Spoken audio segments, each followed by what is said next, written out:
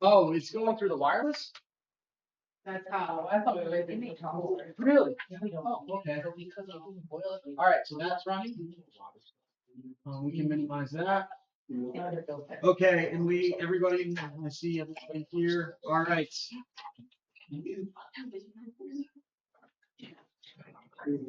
Want to get started? No, you can, you're fine. You're doing things. Yeah, it's gonna be one last change. That's okay. Okay, yeah. All right, everyone, I will bring this special meeting of the Hermosa Town Board to order on Monday, July 20th at 6 p.m. Starting with roll call. Trustee Ferguson? Here. Trustee Kramer? Here. Trustee Matheny? Yes.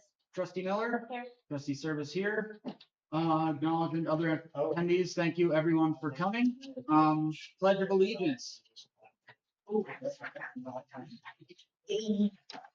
I pledge allegiance to the flag of the United States of America and to the republic for which it stands, one nation, under God, indivisible, with liberty and justice for all. Okay. Comments from the public. This initial opening of the comments from the public. So I guess I'll kind of get right to it. Is that some of these items are particular in nature. Some of these items are highly technical in nature. Not all the discussion items under old and new business will be open to public. So if you do have comments from general public about this, on issues that you don't have a direct interest in and you'd like to share, that now would be the time. So does anybody have any public comments that they would like to open with?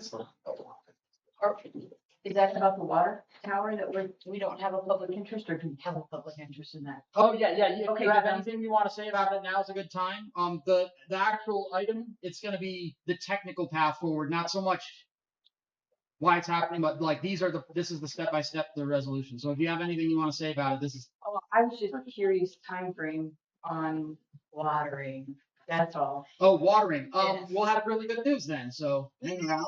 And, yeah. Any other comments from the public? Yeah, I'm just trying to get you and John. All right, seeing none. Call for changes. Review current agenda items.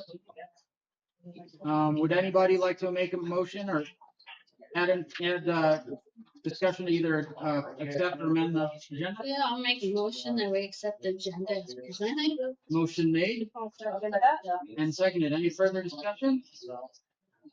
Seeing none, all those in favor? Aye. All right, conflict of interest declaration, roll call voting for any item where a conflict of interest is formally identified. All right, and right into old business. Is everybody ready to get into this, the Preston family? Are you all ready? Yes, we are. All right, very good.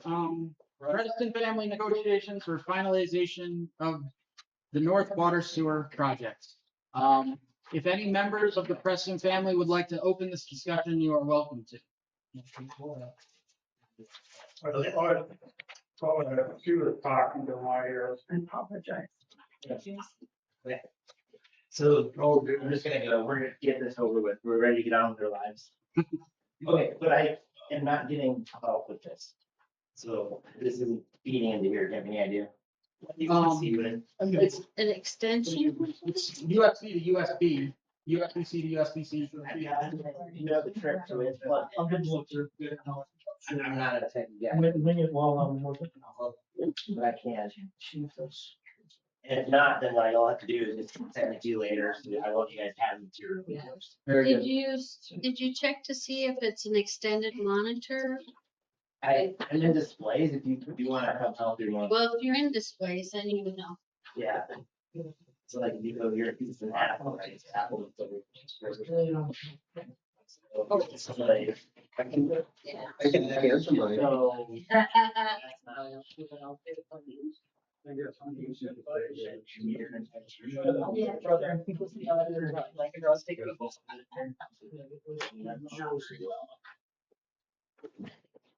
And.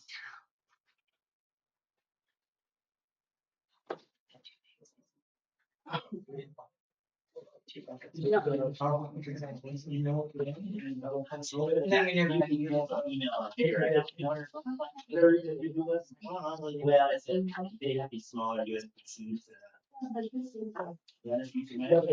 Well, then there you go.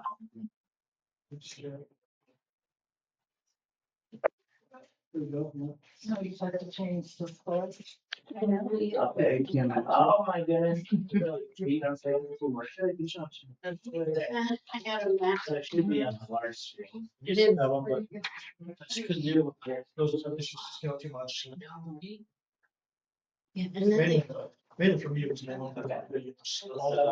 Wyndham's right. I guess you have to switch. Oh, gotcha. Use them on. Just couldn't do it. I only have a map. You make sure OBS is still. Try to keep behind you here. Yeah, so. Looks good. I'm sorry, I'm just trying to get in the bar. Oh, yep, yeah, we're good. Sound is still good, yeah. Don't want to lose the recording. All right.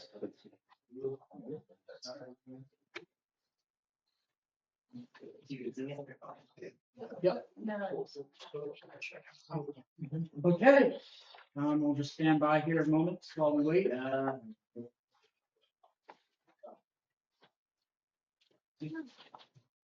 then should.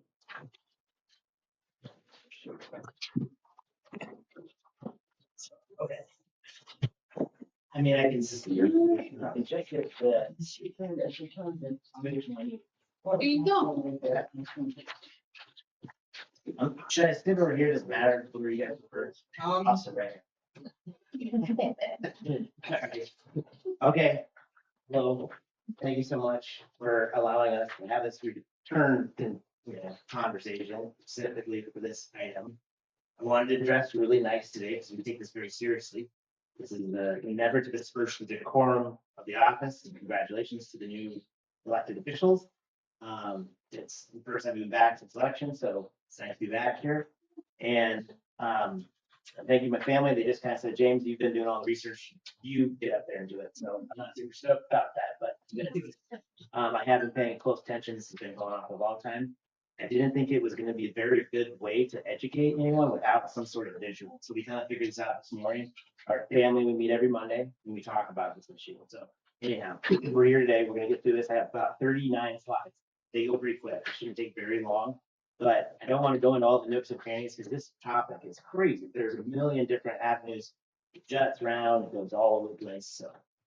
So long as that we're here to speak about this, we're recorded, right? And so that's open to the public, beautiful, because transparency has always been our biggest thing this entire project, because that's where everything goes wrong, is when things get talked about, when nobody knows, documentation and stuff goes side of me. So we're here to just kind of figure out what we can do. You know, we want to talk about some different options, show us the example of what we come in. So let me go ahead and click to the next slide. It should be not so bad. Easier to find, yeah. I thought I could do that. Okay, so I want to start with this. This is the letter from Vicki Hendrickson, Board President Treasury, November 20th, 2020. This is a letter said that the request of the city, pardon, that's the next one. This is from my Uncle John. As we're going to start with here, this is November 16, 2020. As the request of the city, we are presenting a letter of intent to pursue city water and sewer property line at city's expense. In exchange for the city's declining utilities toward a lot line, Preston family would like to manage develop property in the city. There's a large size beach lot. There's a request for that new res ag zoning. And at the ends, doing so would allow each buyer a limited number of persons and possibly chickens. So they had a couple of hurdles to resolve, but this was after a number of discussions going on. Now, this is the following letter that was back on the 20th November from Vicki Hendrickson, stating that as your eyes will read this. This is in the second paragraph. As noted in your letter, Preston family will agree to annex the town of Hermosa in exchange for city supplying utilities, water and sewer to the property line. The town of Hermosa will be responsible for their expenses incurred for the utilities brought to the lot line. Very unique letter, very unique letter. And municipal backed development. That's an amazing thing. As a family, this is an elated option. The green check, why is that there? I wanted to verify by South Dakota Codified law, if appropriations can be made, if there's exemptions to those appropriations at certain times, and yes, there are. There are exemptions for when utilities or other additional irrigation projects are provided. So this is a completely legal, totally great thing for both of us, for Mosta, for Preston. So this is what I was explaining. So underneath the codified law 19010, long-term utility irrigation contracts, utility services, water, gas, electricity. So the consenting to say, hey, we're gonna do this for you folks in the future, it's without appropriations, is totally legal. And that's great, because it means we want to do business, we want to work together. And I'll show you the original platting. So what changed? So this is where, what I took is all the public records from 2012 to 2023 from these meetings that are recorded. I had to subscribe to a artificial intelligence AI bot to pull this together. But I took all those MP3 files or audio files, dumped them in there, and 2 weeks later, I ended up having all the transcripts for everything that was stated inside of these minutes. So my references, my sources are coming from this room, wherever the executive sessions be. I'm imagining they're all in this room. So this is where, I don't know, I'll read a little bit. So is what we're gonna find here, I'm kind of getting at this is the bluff, the bottom line up front, not bluffing. But the town of Mosta realizing Black financial legal capacity fund utility extensions roughly around that break late summer and autumn. Mind you, I know no one in this room was likely maybe in the room, but not sitting on the board making decisions. So verified. And those three things. So we hit August 21.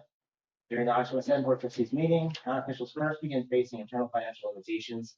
While reviewing the water fund, finance team left the water tap permit revenue line item blank, but with question marks. So behind closed doors in executive meetings, elected officials explicitly plotted to pivot the cost burden to the Preston family, stating, I just didn't know if we were gonna have any if Prestons of Prestons or how many more taps we were gonna have to tap, what that is. That is the exact language from that. Report. So that's I think. Yes, right. No, this marked the initial realization of half not absorbed water sewer costs. Two, the RCF bidding overage. Between September 29th and October 5th is when this bullet goes in. Financial reality solidified October 5, 6 days after the board opened construction bids for the town on September 29th. Sewer extension project number 21-1. This apparent low bid from RCF construction came in at $564,000 some change, vastly exceeding the engineer's approximate appropriate estimate, $452,000, so $112,000. Right there. So board transcripts will reveal the meeting anxiety regarding cash flow. Trustees open debating whether they force RCS to delay commencing work. The town will act with liquid funds. Now, all money is dispersed for that project completed to approximately $608,250. So the real world cost during COVID, of course, and all the other delays, things are always going to be higher in construction. That's just part of the game. In reality. This is the transcript of that 10/5/21 BOT Part B, October 5th. So what's important to know, this is on the onset of all these meetings, they provide the documentation where you find it. Engineer's estimate of $450,000. Low bid apparently came in at $64,000, range all the way up to $56,000. So speaker 5, so what do we need from us? One, motion to approve the low bid. Yeah. I knew, that's the original sin. Hence the snake in the apple. That's where things went wrong. That's, if you go back in time and correct one thing, the members in that room at that time broke the law on this. And I immediately rejecting that bid and stuff. So that's what I'm doing. Under South law, by 9/1/9/10, it's going to not legally enter into the contract for any expense that exceeds not previously appropriate. So he decides the contract a bit higher than it, the appropriation contract's going to null and void. And it's the best. These links might share you go to the top. Number 3, the other 3 pivot point. Statutory debt roadblocks that were incurred on that day, October 5th, that board meeting, town recognized for not legally contractual extension under that provision without an active municipal budget appropriation. Facing strict statutory barriers, including incurring unappropriated debt, encountering strong public resistance to municipal loans, as was discussed in here amongst the public, the board abandoned the city funded model entirely. Trustee Ann Holsworth noted that if the public or state funding terms were unfavorable, they would simply have to turn it all the way down. Which Ann is here to explain for himself what that means. But turn it all the way down was essentially to say deny it. We're gonna take the money, we're gonna look for other funding sources, but if those terms are unfavorable, such as the 50,000 requested from Custer County, plus the additional monies requested millions from the South Dakota Department of Water and Natural Resources, they have grants for. Or loans of some sort. Okay, so. oops. During the October 5 Board of Trustees meeting, board's financial discussions focused on navigating an ongoing utility conflict and costs. Including that same day, they decided we're gonna hire special legal counsel. The board authorized $7,500 retainer hourly at $325. Special legal counsel will wage a territorial service territory battle against SDHWS. Leveraging the Preston development, this also came up during these discussions, and that's worth what we saw me be aware of. The board recognized a lack of legal territory to easily expand its abilities to what was called below private subdivision. Rather than immediately focusing on resolving utility access to managed property, the trustees openly discussed using a letter of support from the Preston family as political and legal leverage to improve the town's position in the quote waterway. So at that point, instead of saying, hey, let's help the Prestons, conversation pivoted, how can the Prestons help us? Historical context during that time. So mind you, as we're moving on. So this is when we were all happy. This is good days.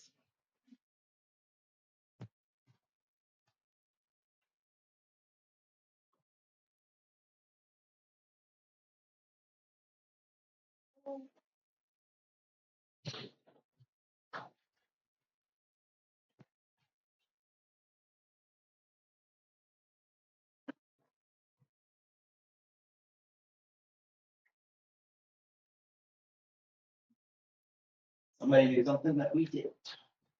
Okay, that next October. Everyone's read this article. That screenshot I have in it attached to the article exactly. You can do the paywall. You can make that. Okay. Going back 3 years between before this, 4 years roughly. This is the previous one. This has been discussed in these walls, and so that's what I want to bring this back. This is the precedent that was set between two rural water systems in the town of Watertown. It was the exact same freaking case. Absolutely. It was a corridor organization. Everything turned out just the same way it turned out against Southern Blackfoot's water system. There was precedent established. Here it is. March 3rd, 2022. This date is important because I'll come back to the same. But as you see here in the bottom line, this is signed by the Lake Society. Summary loan committee approval and increase of $300,000 on 11/21/2021 to cover unforeseen water delivery that City of Hermosa asked to Washington. This will be the first advance for that expense. So this is on the draw request form. So on the draw request form, there's a number of questions, right? But we'd like to see how that is. And this is where it be the discussions, obviously, we signed the December 8th agreement, we were getting pressure before that. We've seen how much work we put into 114 plots and building and utilities, and we have, it's not a landfill, but there's all of our materials out, looks like a land. Okay, historical context. Hermosa then, that same day, goes and writes a letter to Southern Black Hills Water Systems and says, hey, we're having regionalization issues. We can't provide enough water. We'll be late for. At the same time, they're writing that letter to Southern Black Hills Water Systems. They're encouraging us to continue down this road of annexation for water utilities. And this is right around the time where we're about to drop the $212,000 and $2022 into your all's account. Okay. So based on the comprehensive view of the historical timeline, board records, specific regional utility litigation files. If you haven't read Victoria Duffy's, Veronica Duffy's, excuse me, the judge presiding over Circuit 8 Senate judgment, it's amazing. That's a lot of this information has come from there. But this is when Southern Black Hills that's going to be requested that water during that late spring, early summer. All right, so June infrastructure deadline. Okay, so these are some more historical contact on that regionalization issue. June 28, 2022, special meeting, most of the board of trustees facing severe regulatory funding pressures regarding its utility applications. So the state's DNR, obviously, said engineering compliance with those application deadlines. It was as demonstrated by the amount of times that the executive board met in the month of May of 2022 reflects this. It was almost like everyone was meeting on every other day for about the entire month of May. So there was a lot being discussed about. This is the regionalization pivot. Town of Hermosa lacking the capital or service area rights, which is demonstrated by law, expand water mains unilaterally past. There's restriction and town board attempted to leverage state act regionalization policies. Under this framework, municipal entities were created by states to connect their networks to rural water systems.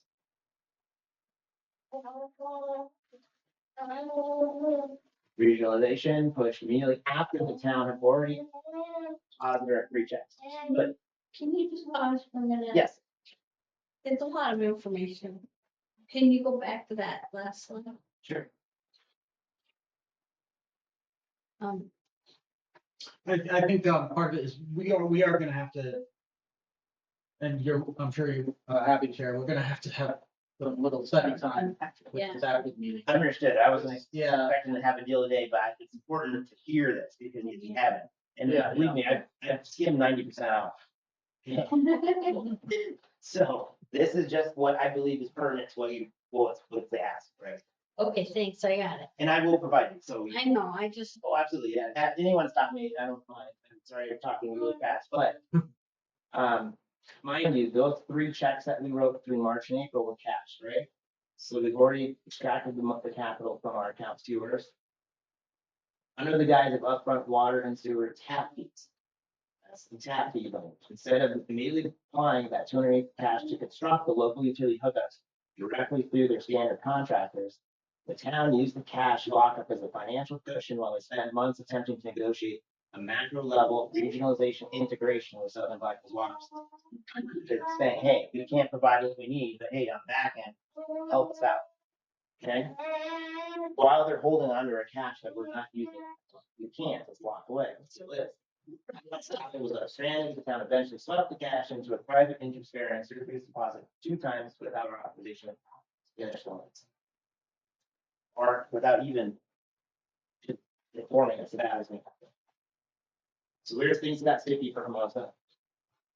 Based on the project records, closed door meeting transcripts, town of Hermosa strategy, finances, utility extensions stem from a version of missing budget walls and a desire to avoid public debt. No one's to blame. No one wants public debt. Country's at 39.5 trillion.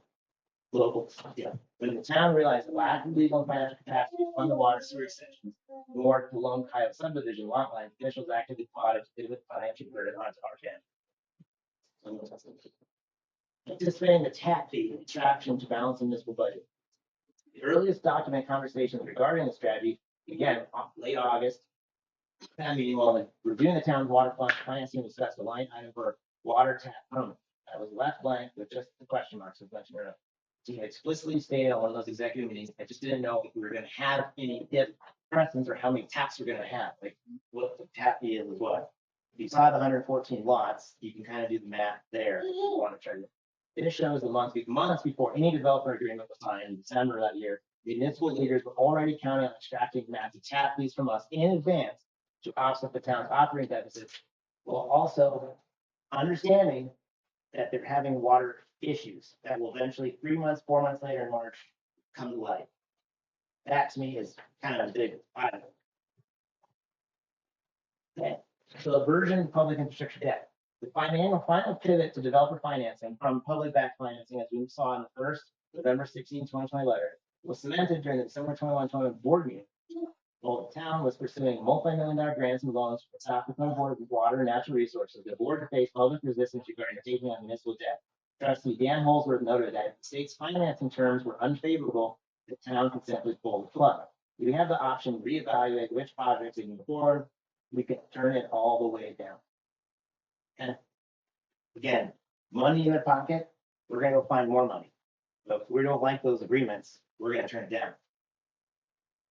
I mean, you can laugh, but that's what we said. Because the town of Hermosa was unable to or unwilling to legally fund a major infrastructure expansion on its own public ledger, under state municipal finance laws, they utilized under that development agreement to shift the entire cash burden, remember, 112,000 short, to the Preston family. This agreement forced the family to pre-fund up to $300,000 in upfront capital. And that's why I showed you Todd Eddy's signature. That was an advance that came out of nowhere. Should never come out of anywhere. Capital imprisonment, interest generation. These are our landfill. Once the town successful, extracted the 208,000, President's May of 2022 classification of tap fees. They did not deploy that capital into active construction. Instead, the town records show that in October of 2024, all this time they're sitting on money. They just get that and they throw it into a seed without even consulting us. 12 months locked away. Minus fees. This effectively allowed the town to use families development capital from municipal investment account while leaving the actual infrastructure dry installed in the field. Again, this effectively allowed the town to use families development capital as a municipal investment account while leaving the actual infrastructure dry installed in the field. That was your money. Yes. Would you like me to extract the neutral and that? That's a good question. Okay, contracts prohibited unless covered by appropriations from law. Okay, 92110. Except as otherwise provides, no contract shall be made with the governing body of any municipality, and no expense shall be incurred by any department or any officer thereof, whether ordered by the governing body or not, unless an appropriation shall have been previously made concerning such expense. Okay. Getting almost done across. Here's the project manager, September 15th dated, went to bid September 29th. I want you to keep that in mind, that's just a screenshot. And then here's the last, this letter is from Neil Conda with the state regarding the end of that project, okay? Here's the beginning, here's the end.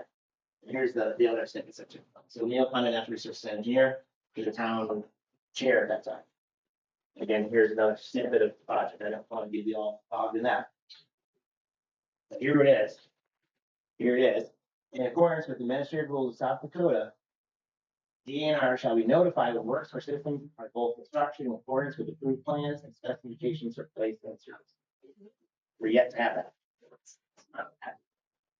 That's where it's not a legal suit. The reason why, so I went even further to look at administrative rules. That's an environmental law. Right now, Southern Blackens water systems, water with freshwater mains, potentially, without being verified, too close to the sewer line. If there's ever a sewer in there, that's disgusting. It's a basic environmental requirement. Separate the minimums. That's what Neil Conda said right here. Please and bold ensure the crossing requirements are met. Never been met. Pretty straightforward. Melissa, results. Melissa violated state law when accepting a bid without establishing appropriations to equity mechanics, targeting PFI and coercing private developers to make public infrastructure improvements that are not completed to the system. Most has not fulfilled their contractual obligations, resulting in current dry, empty pipe in the ground. Sewer has not received a certificate of completion to date, although the December 8, 2021 agreement, purchase agreement states the projection of completion date in March 2022. The agreements and deals are not met. It's constituting contractual default. Total PFI's losses, to hear from the horse's mouth, 2.3 million. Borrowed line of credit. So mind you, we paid interest on that line of credit that went in there. We didn't have this money. This was the line of credit. 200 acres of historic ranch farm. Legal, engineering, admin, surveyors, project management. And I did not include the sunk costs. And the reason I did not include the sunk costs is because I can't find anywhere that any discussions of encouragement from this board to make us or encourage us to purchase that. So I cannot hold the board responsible for that. Half of PFI's losses is 1.15 million.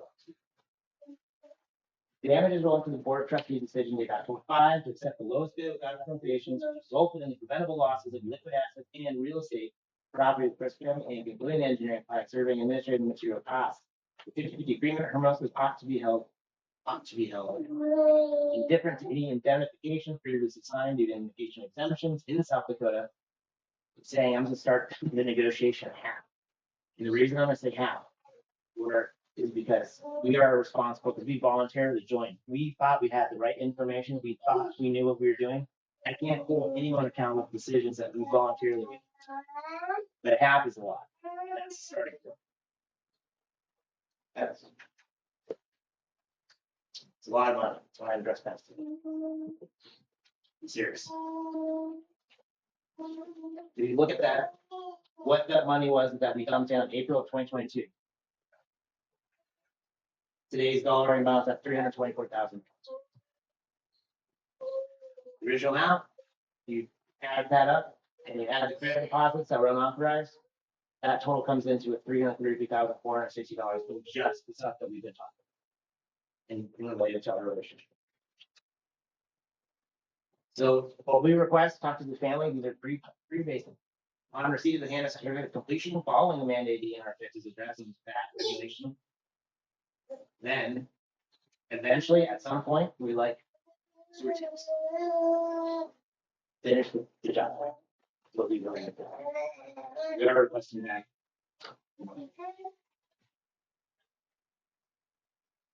My lawyer said I was smoking dope when I throw out these numbers, but honestly, I think that you think about the damages that we've incurred, damages that we've all faced, I don't think this is that unreasonable. Sure, limitation and indication for future disputes. I like this indemnification wordage in the original agreement provided. I think that we need to keep it minimized and limited that liability to certain particular items. For example, near our landfill, and I call it the landfill because some of the contractors have been dumping their trash. I don't know who's doing the water in town, but there's been items piling up. Just so you know, and then that road is being really long. So henceforth, we did provide some agreements to allow access for the contractors, but just respect the limits. That's what I'm saying. It's getting to the point where now we gotta pull that rock and dump it. And I want insurance, no retaliation against any member of the Preston family or its friends, that includes the town of Formosa. This is a blanket statement. Everyone's treated fairly. I've seen too much drama come out here. Everyone, this is a big mass. Let's just have no retaliation, none. It's like growth, it's all growth as people and get along, okay? And so this ask is for us, but it's also for the town of Hermosa because everything I'm seeing here, transparency, honesty, and just finding a solution is what we have to get to. This is what.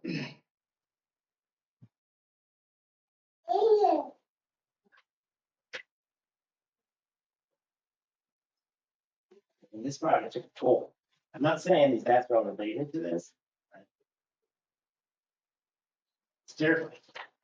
It's like, what the whole thing was just like, is there a curse? Is there humbug? What is going on? But I want to make sure we can't talk about this without knowing these dangers are watching. I, first servicer, you've never in a million years would have given us any type of deed or any type of line of credit. You're the Blackness Federal Credit Union Board of Trustees. I know a lot of those guys and gals on that board never without a secured water utility or a secured sewer utility because we couldn't deed the land, effectively sabotaged. This is Mr. McDermott. Ricky McGrath passed away tragically in the spring of 23 in a scuba diving accident. He was signed up, ready to go, put all that dirt in. And this is all the relationships that we built, expecting to have result. Here we are, 20 plus ago. And we're here. So thank you very much for allowing me to share that. I'm sure people have comment sections, questions, etc. So I don't know where you want to go from here. Can I ask? I'd like to, if, just to keep it, we've had enough of these conversations. I'd like to keep it, if we can keep going through the Preston family members who have something to say, give everybody in the Preston family a chance to say, and a chance to speak anything else they might want to add that maybe, James didn't point to, and then we can switch to the board and we can kind of start a discussion from there. So does any other members of the Preston family, would like to say something, or are you pretty set on?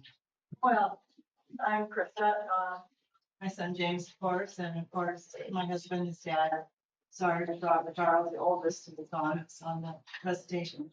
So we all had a meeting this morning and John, Holly, Betty and Ralph were on the phone. I hope they can hear us, and Jim and Dee here and Phil, and so we all agreed with James's presentation.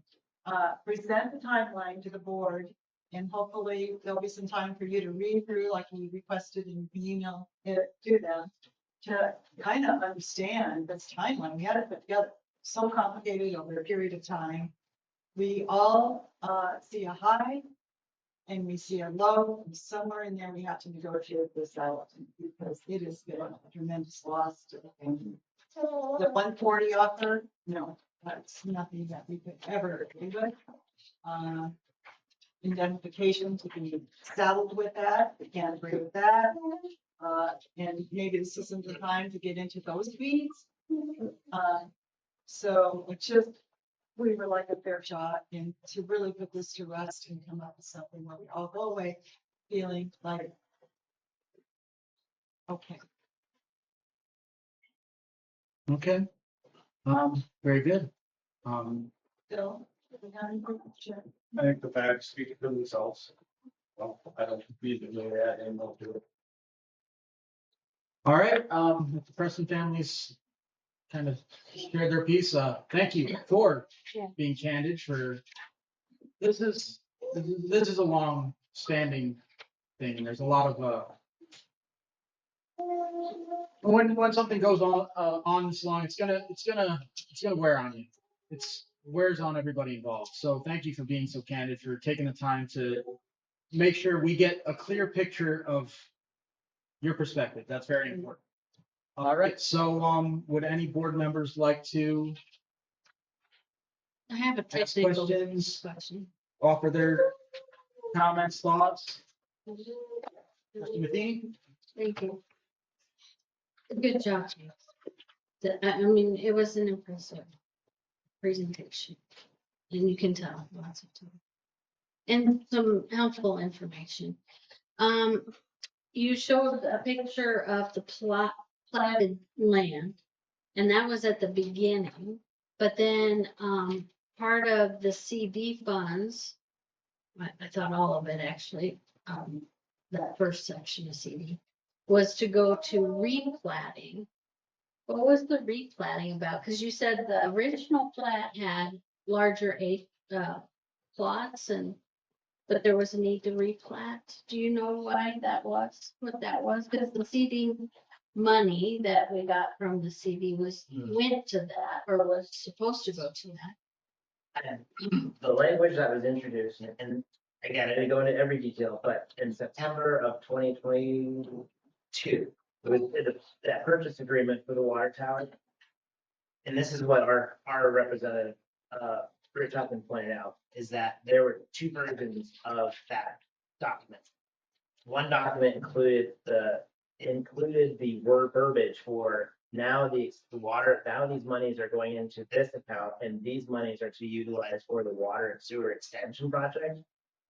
And that was one of those where here's the pick, here it is, come back in and sign it. It was signed and it was but Jim did not have any idea that that language was added to it. And that's what that language for those CDs describes, extension for the engineering and the extension of the water and sewer.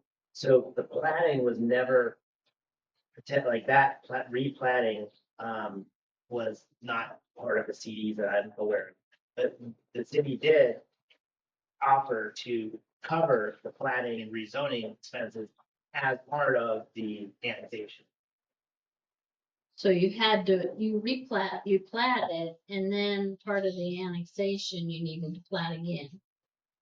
No. Possibly, there could be different changes. So what we showed you is Anderson Engineering. So we purchased, hired them out of Hot Springs to come up and do a kind of a first master plan plot. Okay. When things got dicey, let's say, it became that's not going to be possible. And so any replatting language that would have came about would have been a direct result of not really knowing where this project was going. I didn't mean to put you on the spot. I just, No, that's what I'm here you've for. done so much research, and I had seen that we had approved to take the CD money, 6,800 something, in 2024 and use it for replatting. But I didn't see that had actually happened or where we were at in that process. So I appreciate that. Thank you. Any other trustees? I guess I'll just say something here, but James does a real nice job, and quite honestly, he knows a lot more about this than I do. But he, excuse me, I should just say, he can speak all this and has really a good understanding of how everything goes in there. Hopefully you can pick all that up. Because it's not easy to follow waiting for somebody that was right in the middle of it. So, anyway, so I just hope you would take that in consideration and don't take my ability to speak in front of a group as a negative, so. Anyway, thank you for listening, and James, thank you for putting all this forward, but I do hope, really, truly hope that you give us a favorable decision on this. We really would like to move forward with the project, and I think that's one of the first things that Dan and I talked about was making it work, so that we can have something for the city and something for us. I guess that's my end of it, did I say too much? Where's my wife? All right, Thank you. Any questions, we'll answer. all right, any other trustees, any input from other trustees? Trustee Kramer, you're looking at me like, Well, What time, sorry. yeah, I'm gonna speak now, if it's okay, okay. So.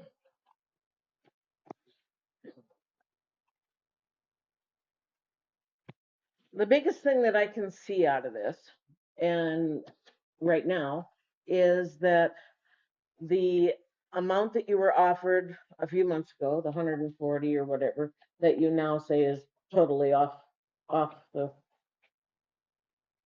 record there, that somewhere between there and the, what was it, 1 point whatever $1 million that you say your losses are.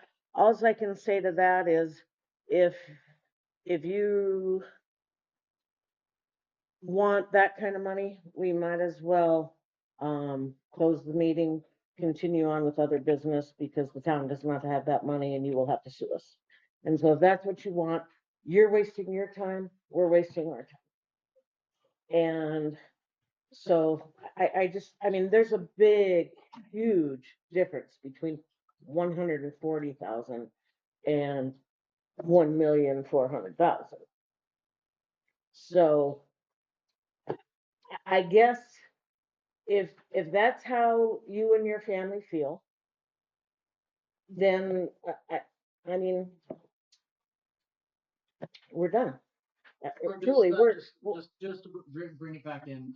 Thank you, Aaron. Just kind of off that, and if you'll allow me, there are 5 people up here who essentially have to.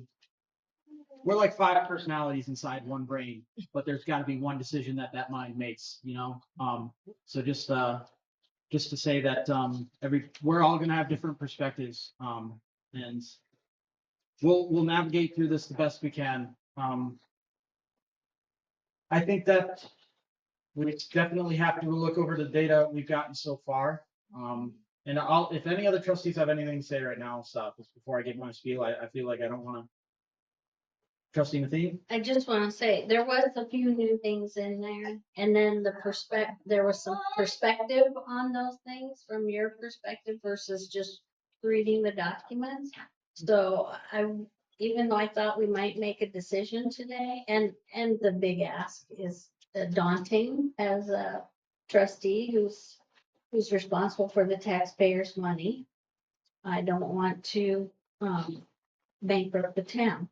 So it's a lot to think about. So I'm hoping that we can have that a little bit. Very good. All right, so Trustee Miller? How much time do we have? I mean, it's been running for a long time. So how much time do you think we can think about this? You guys take as much time as you need. This has been 4 years.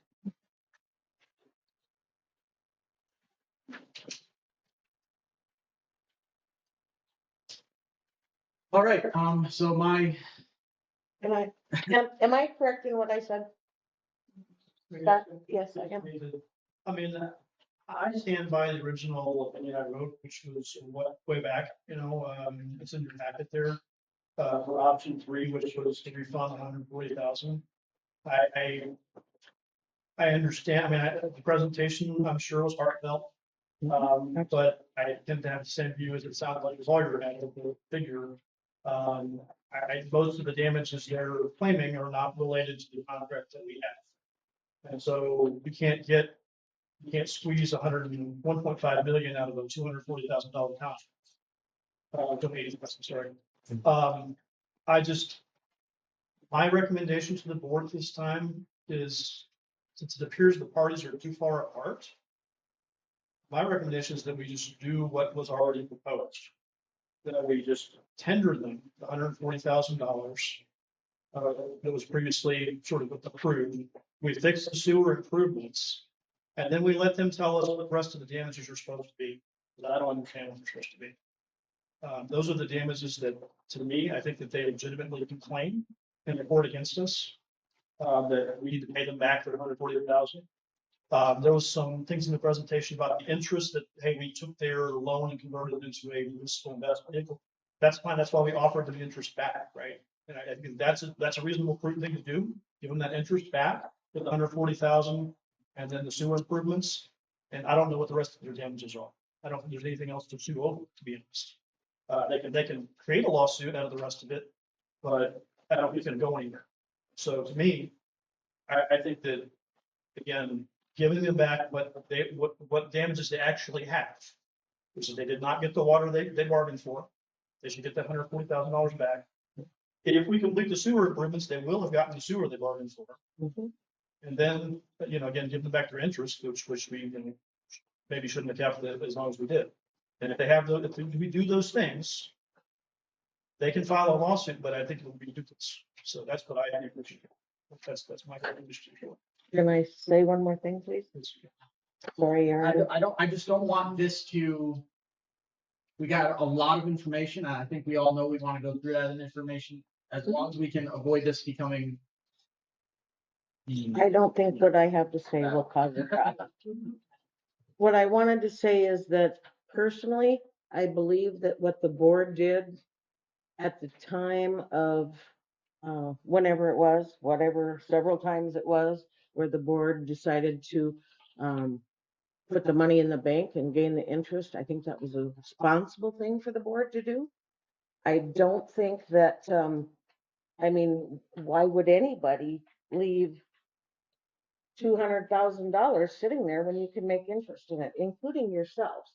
So it was a good thing that we did that. However you want to look at it, it could have just sat there and did nothing. But it actually gained some money for you, for the town, for whoever. It was smart. It was smart work on the town's board for that. And that's what I want to say. Sure, appreciate that, but I'm afraid you're missing the point. Now, Maybe I am, Yeah. but that was just my comment, so. and as also I ought to follow up to, we understand that's a huge number, right? And whenever you go in to talk negotiations, settlements, you start high. Okay, you guys started really low. And 140 plus those interest, yes, we are entitled to. Now, the only area where our lawsuit has extreme teeth is the violation of the appropriations occurred on October 5th, when the board motioned to approve project that there were no money for, and there was a shortage of $112,000. Under South Dakota codified law, and I looked at the exemptions, that's a pretty strong argument, because had that original sin not occurred, and they did the appropriate thing under South Dakota codified law and said, deny that lowest bid, we can't take this project on, and not do anything, we wouldn't be here today. We would have the east side of the highway. We would have money in the bank. We'd have, who knows, the city, you guys, we could have engaged in another development. We could be so much farther along, but we are not, due to decisions made by that board at that time on October 5th, 2020. So, Mr. James? yeah, I really don't want to get into litigating every slide of your presentation.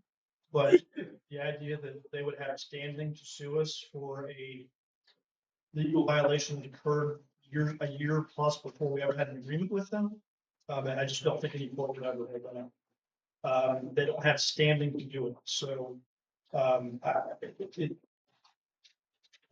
our agreement happened after that. So to me, I'm not, that threat was not intimidating. That's not a threat. November 20th is when the acknowledgement from the original Board of Trustees, J.P. Hendrickson wrote and said, in exchange, in agreement for municipal back water and sewer extension to your property line, as I showed that first letter. That was our agreement. We were in agreement. That's not a contract, that was just a letter. It's not a contract, it's a letter. But there are additional areas where I think that the pre. All right, so I'm gonna jump right in here. So just, I want to poke in at a couple of these, just to I don't know if anybody's noticed, I'm all about the technicals and that's just where I live. So thinking about that, that brings to mind a question, I mean, was there a motion to support the drafting and delivering that letter? I can't be certain. Was that letter sent without a motion from the rest of the board in support of it?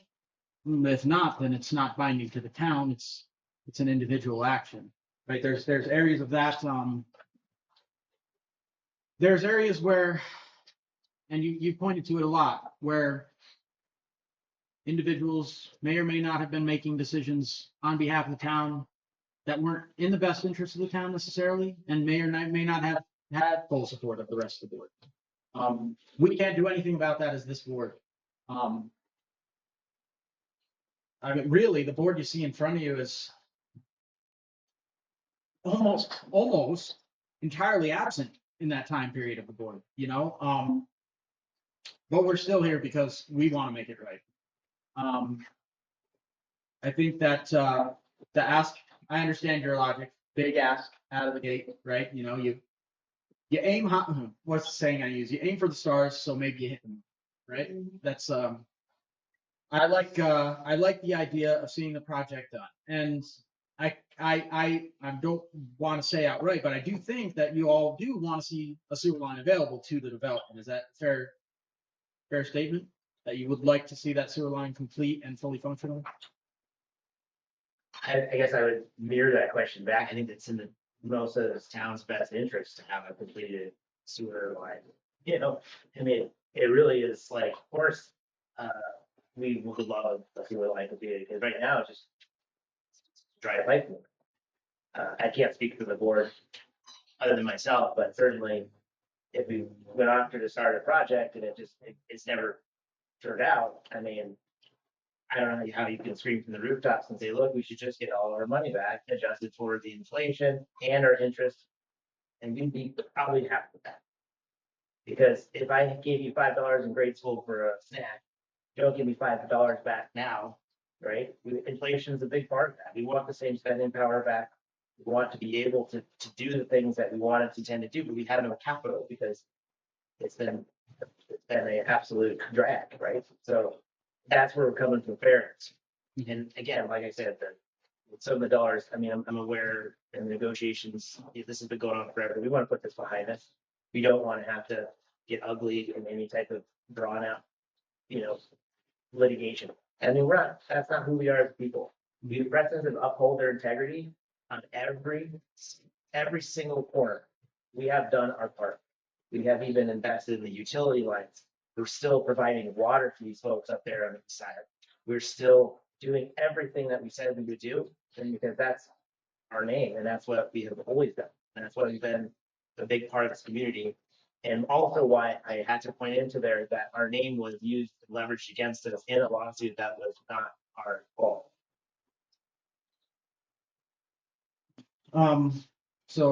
Just like trying to give you back, trying to give you my sort of thoughts on different things, you bring forward. So best interest to the town, whether or not we get the sewer line finished. I'm gonna go right back to the technicals. If there's property within city limits, it is in our best interest to be able to provide that property within city limits with utilities. If the property is not within city limits, it's almost in opposition of our best interest to provide utilities to those properties. We don't benefit very much from servicing utilities outside of our property. We make some money off of the revenue, but we don't get the property tax. We don't get the city boundary benefits. There are a lot of benefits we don't get unless we're servicing in-town properties. The out-of-town properties, it just doesn't benefit. So to say that is it or is it not in the best interest of the town to finish the sewer line? In my opinion, it would be in the best interest to finish the sewer line if there's something at the end of the line that's gonna make use of it, that's within city limits. So going back to that very, very early on letter, perhaps the first letter ever, is agree to annex, and my understanding is that the entire 114 lot subdivision is not annexed. Now, if that was annexed, I would say when the day comes when all of those lots are annexed into town, then we're pushed. We should have sewer ready at that day, at that time. I don't, in my opinion, feel like we're in a rush to provide sewer to out of town customers. I think that's been done in the past, been talked about in the past, maybe too much, maybe too much. Out of town users aren't voters, so they can't, you could be using our sewer line without having any say of who's up here deciding how much you're paying for, right? Annexation has benefits for everybody. We're working on making those benefits even more. Yeah, I think we are,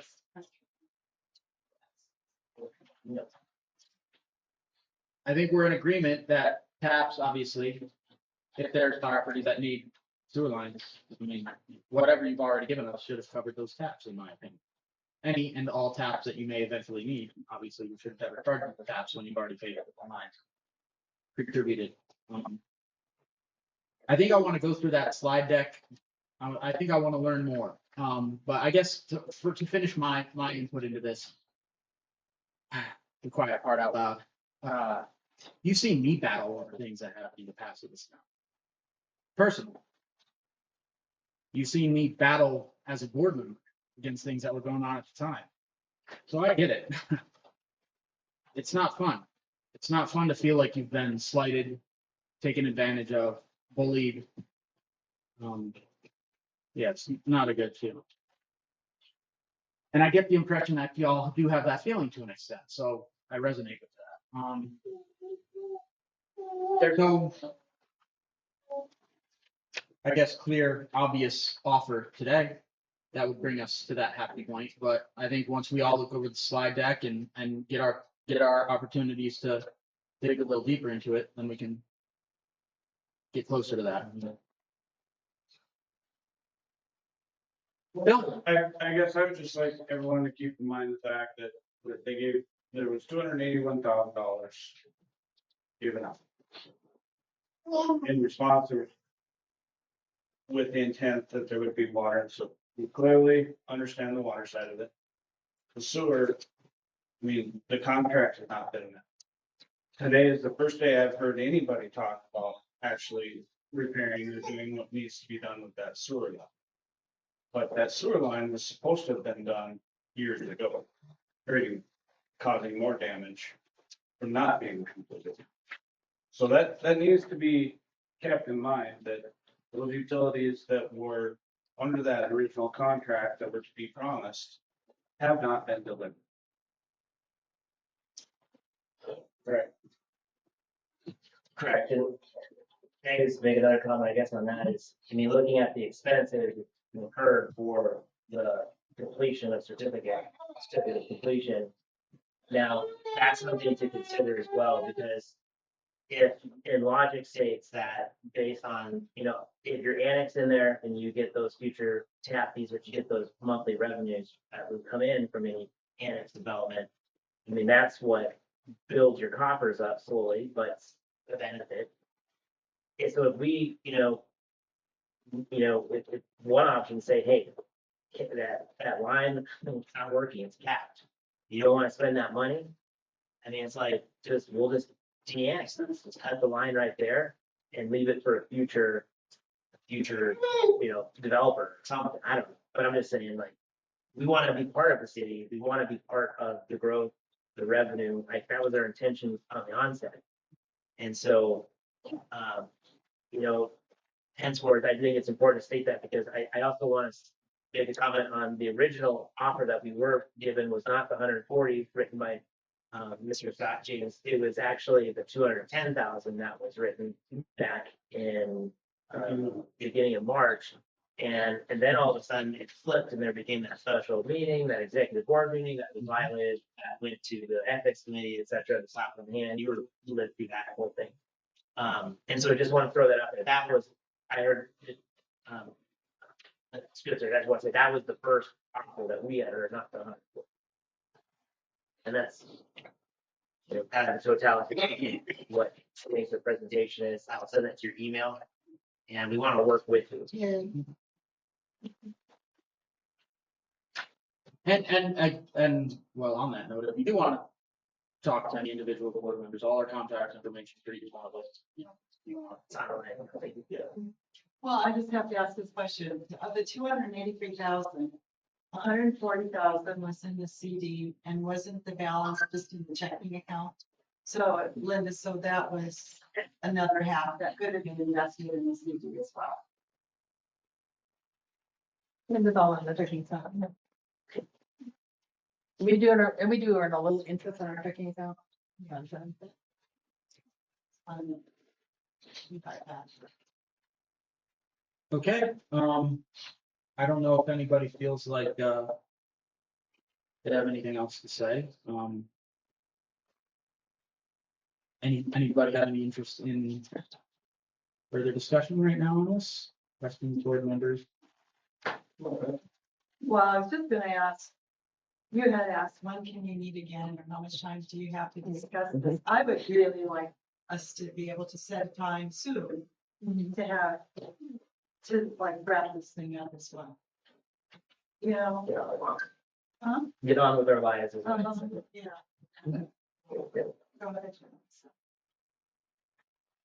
Okay, well, I was just gonna say, we probably kicked this can down the road quite a while, so we would like to come to something for sure, but we don't wanna give away the farm either, so. And that would be very available. Mhm. So that's kind of what we're looking, we're not looking for putting screws to anybody, we're just trying to say, okay, what can we get that will help us move forward here and not cost us a small fortune? I guess you just disagree with it, go ahead. No, I don't disagree. I just want to say that the purpose of the presentation, the timeline, was to just bring all the facts together and to show as an umbrella of the loss to our family. Because I don't know if anybody knew that. We had not shared that. And so we just wanted you to get a grasp of how serious this was to us. You know, we're not saying we want $1 million. We just wanted to give an umbrella understanding the real losses.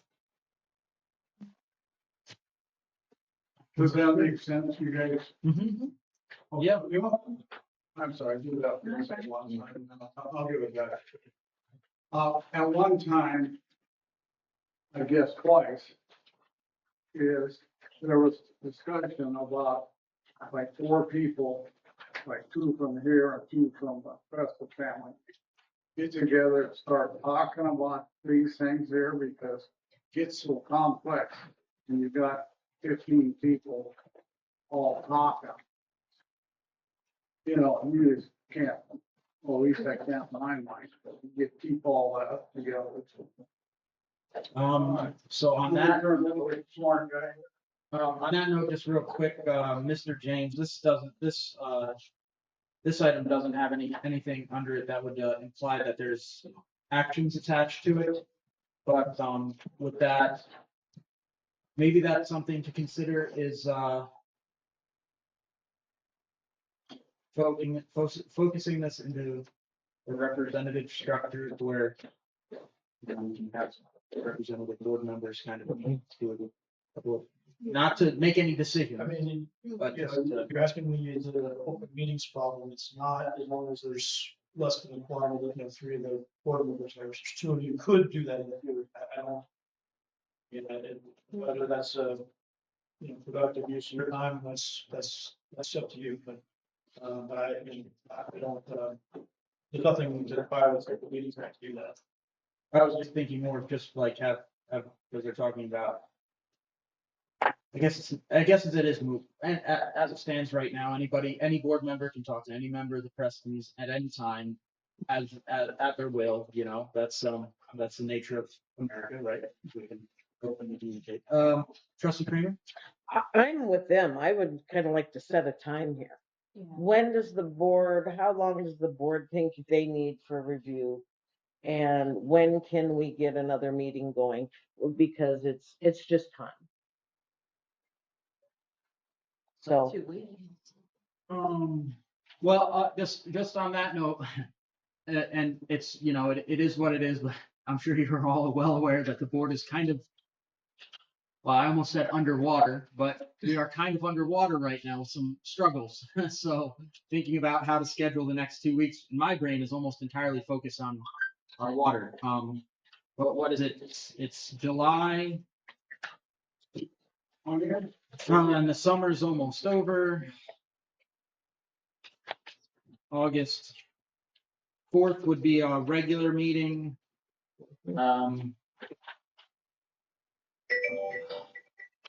We do still need to set budget meetings in August. Right, so we don't want to swamp our Tuesdays, Wednesdays, or Thursdays, right, in the middle of August, because that's generally right, they're usually kind of right in the middle of August, I think. how about, Yeah, that's not done by the.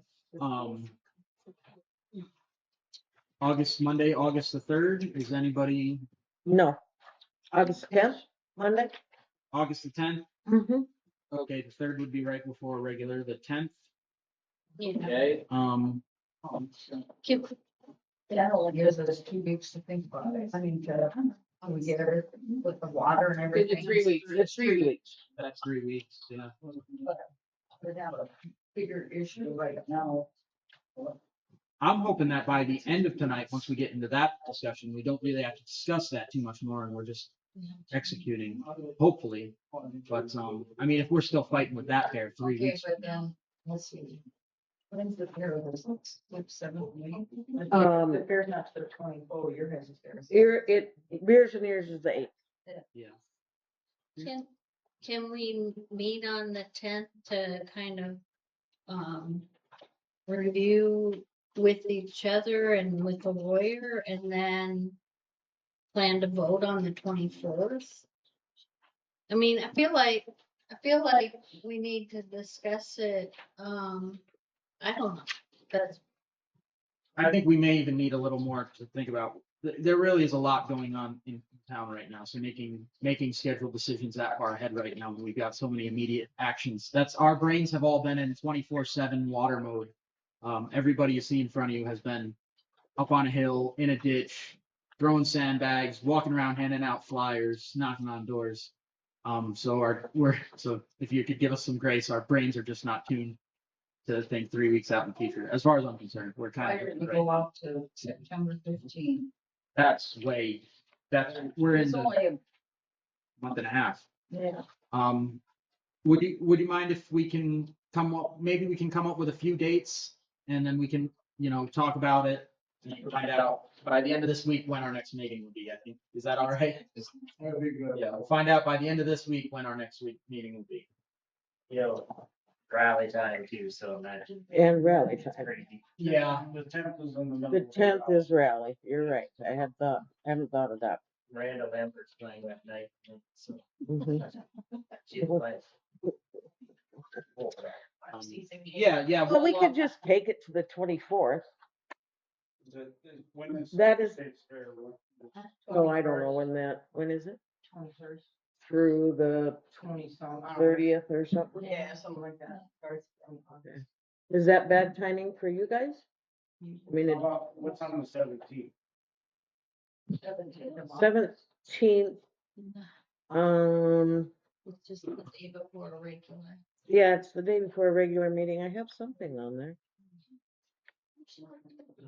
Yeah, what month are you saying? August. August 17th. Monday.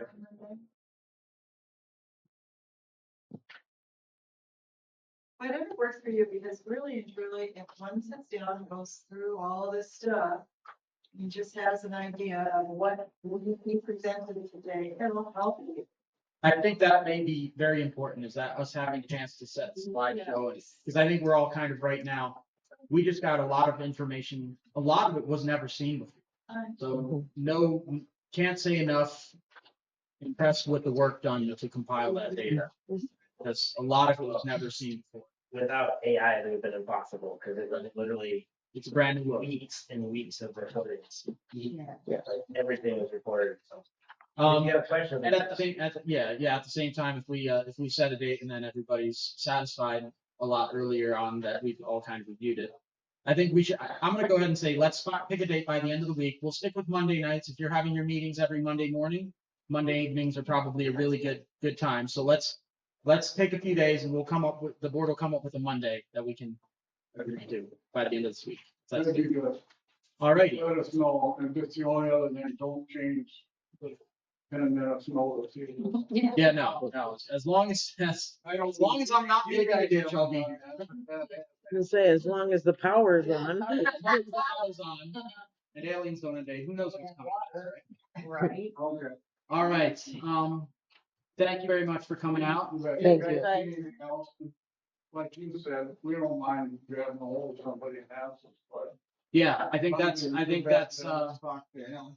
I think it's perfectly reasonable as far as I'm concerned for any board member to talk to any. You just always have to be careful about it, any serial communications, right? So that means that you talk to them, then you talk to Linda, and then you talk to Faye. That's, Oh, I mean, I'm just reminding all the board members that type of serial communication is a violation of.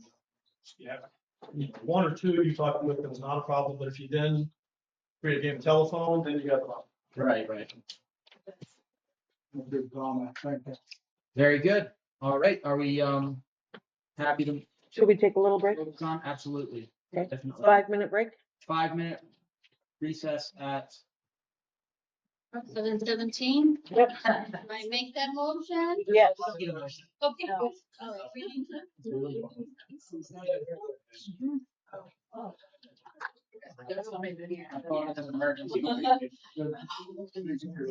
I'm not sneezing like I normally am. It's not cold. It's not. It's not cold in here, honey. Trust me. I don't see how you can stand being so cold. I'm serious. I mean,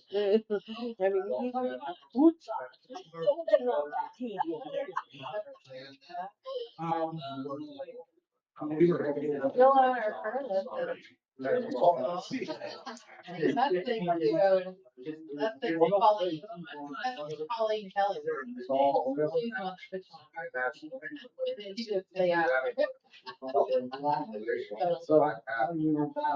Go be on the church. Or Redeemer, the church. So. Yeah. Yeah, she's actually your. She's a trainer.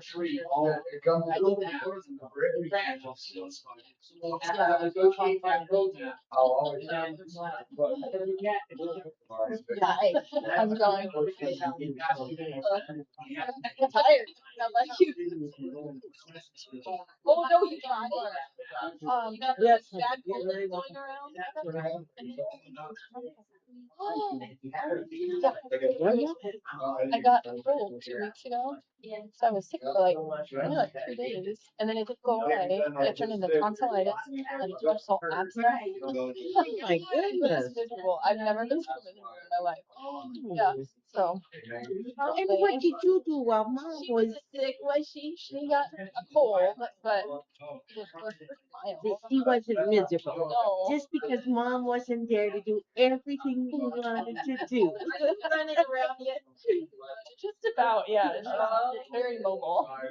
Very mobile. Yep.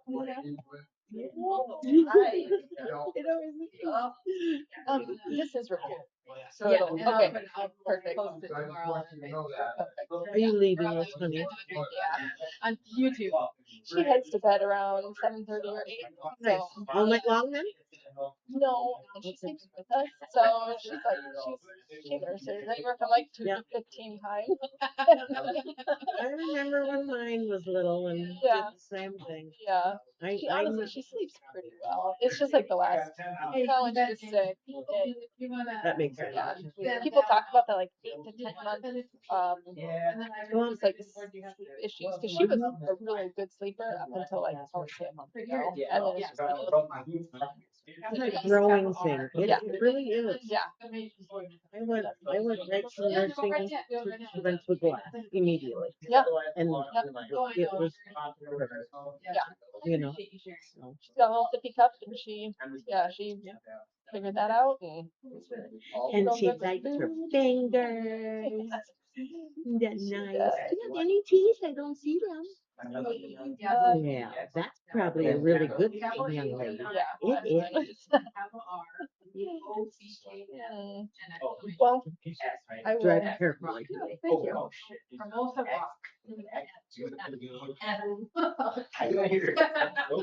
Sorry, my hearing. Okay, let's see if I get. You know, let's take our brother real phone. She, Just you. I got Aaron. no, I,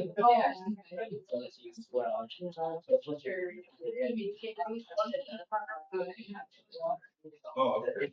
Has to set up link. We're good. Okay, how about this? We're stable. I can send you an email.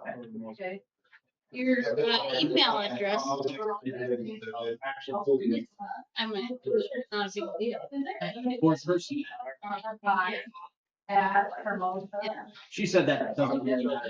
An email to the correct email address. I mean, I sent that to her from the correct email address. Mhm. But it was a Saturday evening at 7 o'clock. Which is traffic. No, she got it to me like noon. She had a redraft. Hopefully that'll work. It's 31.2. Okay. Black cat. Okay. Bad luck. I thought I was all.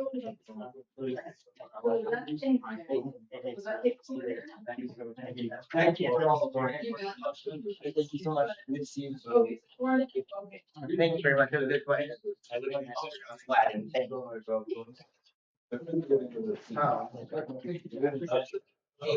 And then, really good kind of one. As we got along.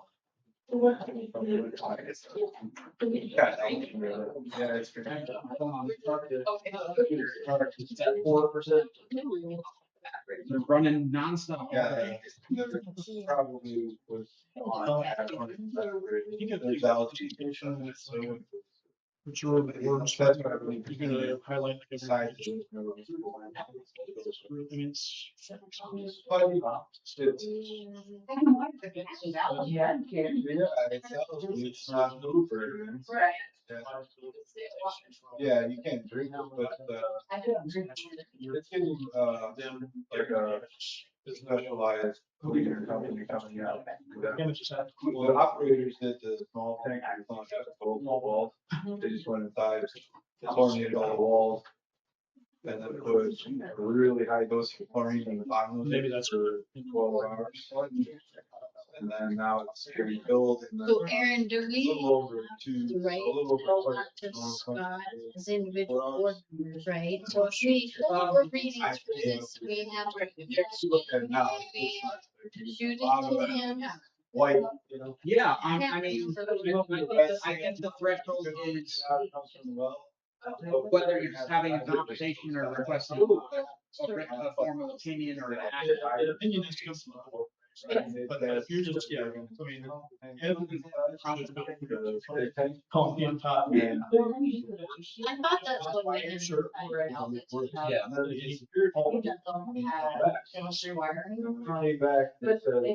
Yeah, I mean, I gave Scott a call before I signed this. That's when we. So sometimes it's like, all right, well, we can't get a meeting. Approve an agreement that has to be signed. Like when I get. Alrighty, if everybody is ready, we will. A lot of. Yeah. It's kind of just. Excuse me, everybody.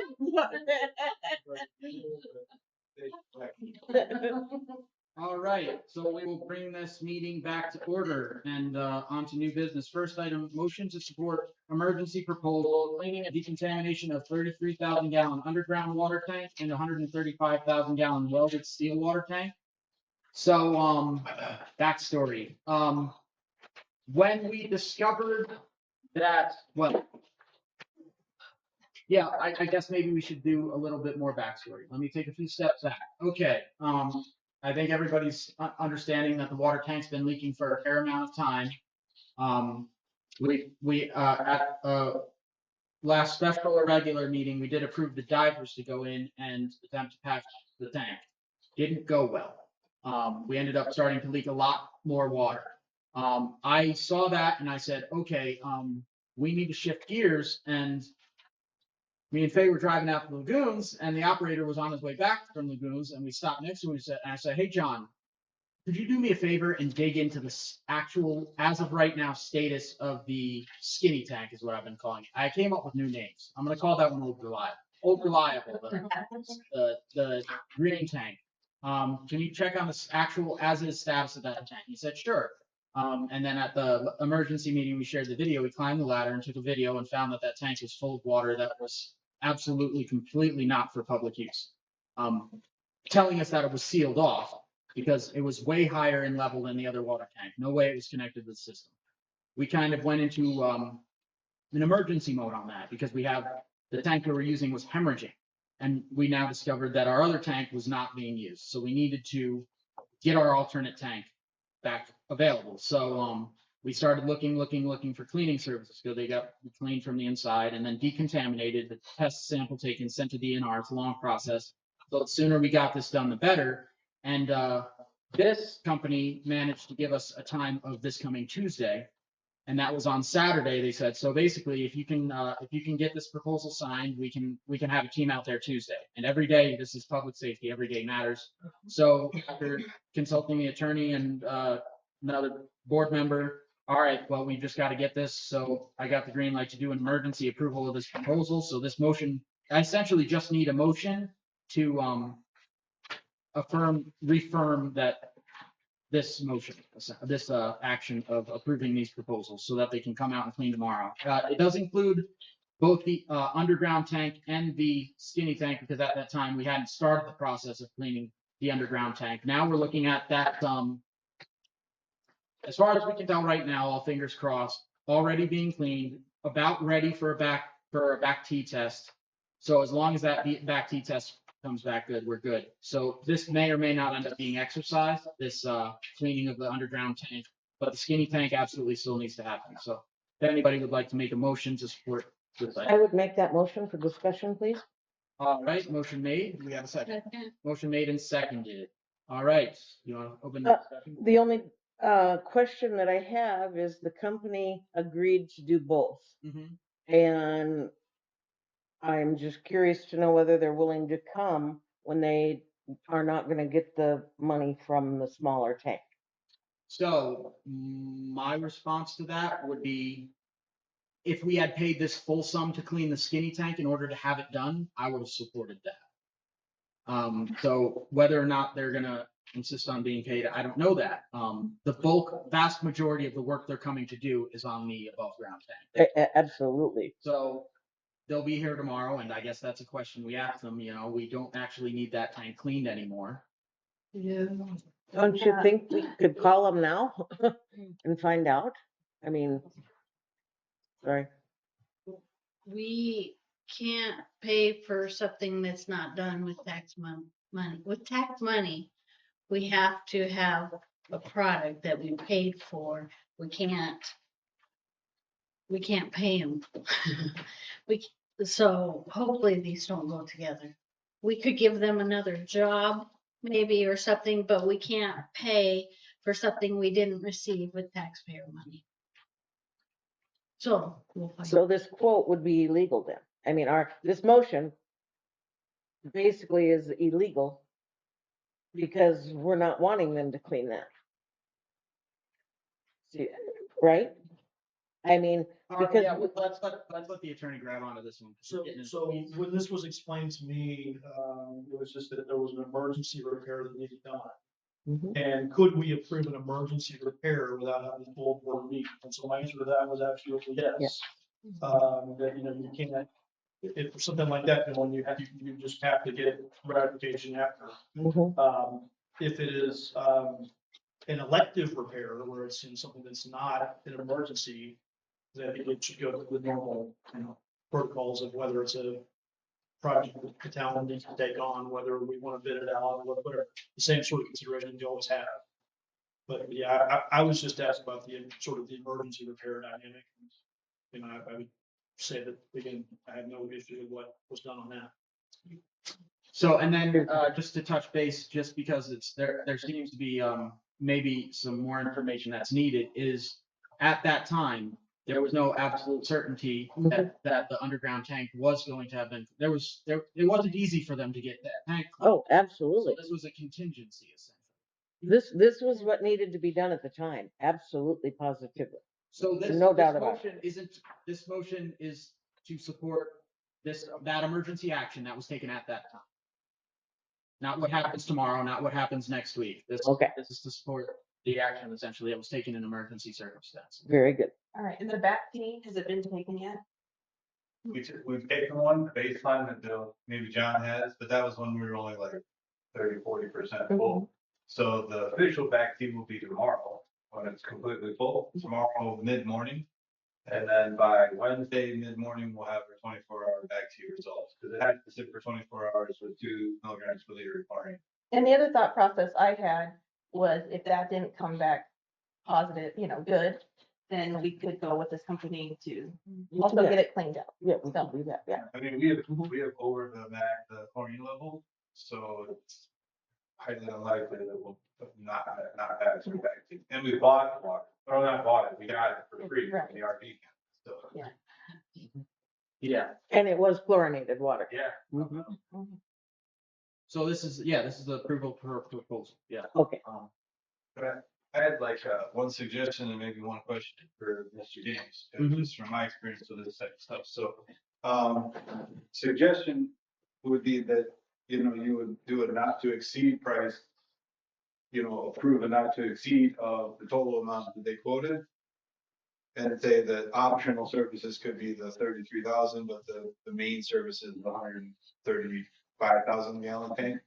Because that way you're getting the service you paid for with a potential optional service that they throw in, but the not to exceed price. So that way you're covered on everything. And if they invoiced you for just the 135 for that amount, worst case scenario, and then cut you any breaks, then you're covered. Does that Kind of make makes sense to me. I So see. not essentially instead of it would be a not to exceed for the total value. Yeah, total value. That gives you that budget with the minimum provided, which is the 135 tank. The skinny tank. Okay. So should we go by that? Should we adjust? Does that sound reasonable to you? I didn't quite follow that, so we're gonna include an option to do the thing that we may want to do, and that's over $50,000 for the bidding room. What are we doing? Oh, so we have the two different tanks. So the one was 3,300. That definitely still needs to be done. Right. This 1,850 was cleaned basically by people who are available. But we may still need to. There's a possibility we may end up using that service later, not at this time. So the idea is to, instead of approving, I guess, each individual, it would be approve the sum of them as a not to exceed, and then the minimum of 3,300. So we're approving a minimum 3,300 up to a max. 5,150. If you add the two. Right. Right. So not to exceed 5,150 for the cleaning of Tanks. tanks. Mhm. Is that a total of both of the tanks? Yes, Yeah. the 5,000 is. Mhm. Okay, I'm sorry, I thought I heard much bigger number. Yeah, no, it would be just south of $5,000. Okay, no, I, As not to exceed. I'm my temperature. That's the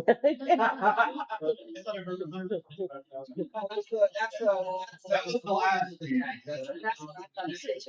Oh, was it? Oh, okay. So I do have a question. So in the past, in Michigan, what they used to do in this situation was the board members, now maybe it's not allowed in South Dakota, but they used to do in an emergency, they do a telephone pole. Is that not allowed? in the We state? don't, yeah, we don't. In the past, we did that, Anthony, but we found out that, They changed you it. know, attorney or two away, that wasn't legal, so.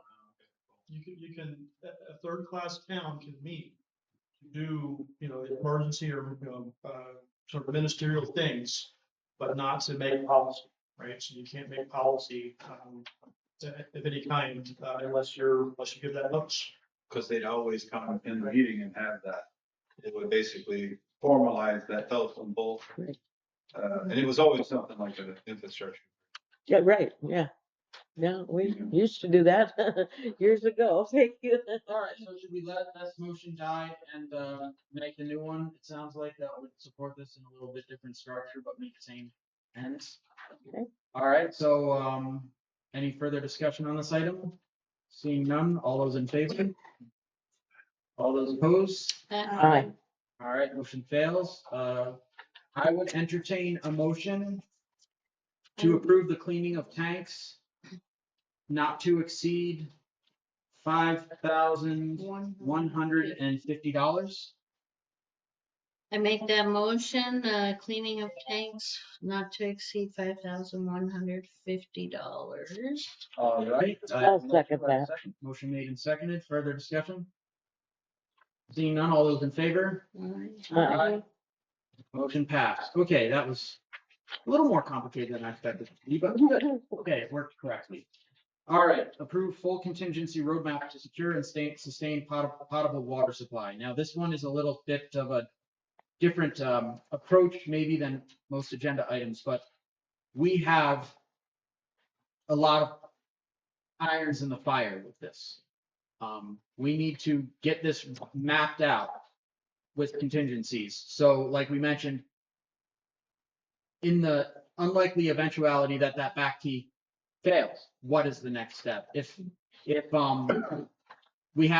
discovered that we have at least one bad valve, at least one, guaranteed, possibly a second. Attempting to replace either of those valves at this time is really not something we want to try to do because they're both butted up against the feed from the south well. So we would be shutting down south well again. I think changing either of those valves is something we should not do until we have a full tank of water feeding the town so that we can shut down the well and live off that tank during the repair. But in the event that so we'll have to talk that through. Anthony will probably have as much to say, and we'll have to talk that through if there's what situations could result in us having to do an emergency repair on one of those valves.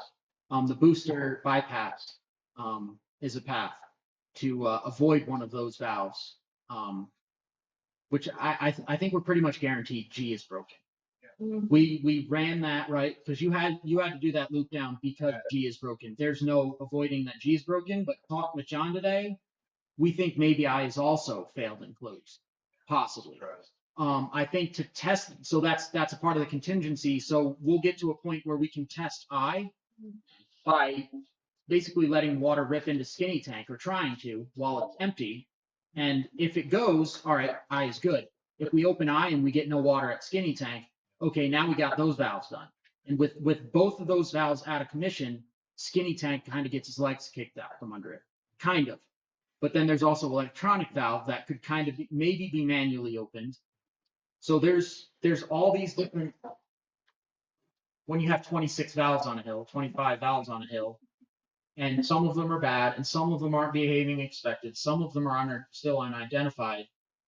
And we have 3 tanks. We have one that's really small but should be cleaned soon. We have one that's really big but leaking like a pig. And then we have one that needs to be cleaned, but all the nasty valves are sitting right next to it. So we've got all these different possible paths towards restoring our sustainable, non-emergency potable water supply. And does everybody have a map? I don't, Mr. James, before I hand these out, so this is essentially the map of our valving system on it. Now, after all the work that's been done, that was not the map that was started with. Because this is essentially a map of critical infrastructure. We share this with the Share board. document, non-executive, it's public document. And in your opinion, should we distribute this amongst the board now? If it's infrastructure that we believe could be vulnerable to something, maybe not. Okay, so we'll have to go on Consider the theoreticals. Consider the executive. Of the meeting, since it's public document. Okay, so we'll go on theoreticals and not necessarily go down the rabbit hole where we would need the map. I can just make a couple bullet points on some of the roadmap things you've already approved. Oh, did we get that easel with the paper? Yeah, I had everybody in there, like, filled it. Yeah, you got an easel with paper, because we can whiteboard it. I kind of put it up there and then it's gonna be. Yeah. Figure out. Sometimes with things like this, you just gotta whiteboard it. Yeah. Yeah, just put them up there so then you figure out where to go on the road. Yeah. Right here would be a pretty good place to do it, wouldn't it? Everybody can kind of see that. Okay. So, I got prices on. Okay. so if I is also sees, which is a test we can do, a test we'll be able to do tomorrow once North Well is running. Because that's another thing, is we have Wednesday, we have the well team coming out to be on standby while North Well is fired up. Because now we have on paper that we can use North Well under emergency circumstances. While he's getting ready, you've been Northwell tomorrow? Wednesday. Wednesday. But while Anthony's getting set up, there's one thing that was asked earlier is about the water restrictions. So I can make that note quick. Mark? So there was an ask about water restrictions. So while he's getting set up and putting some things on the board, with the configuration we are in right now, we actually need people to use a little bit more water, I'll water my grass. especially at night. So, and that is an understood thing, right? You water your lawn at night. I usually do mine at 5 o'clock in the morning because I'm asleep at 8 o'clock at night, but Yeah. So how long do you usually water when you start at 5? How long does it take? well, I do it with sprinkler because the Mhm. underground sprinklers don't work right. Okay, So I do like 15 minutes for each section, so it's not very long, so an hour. an hour? Because, Yeah. so the configuration we're running on, thanks to help from the Association of Rural Water Systems, they came in with this part that allowed us to put our well in a situation where we're no longer hemorrhaging out of our leaking tank.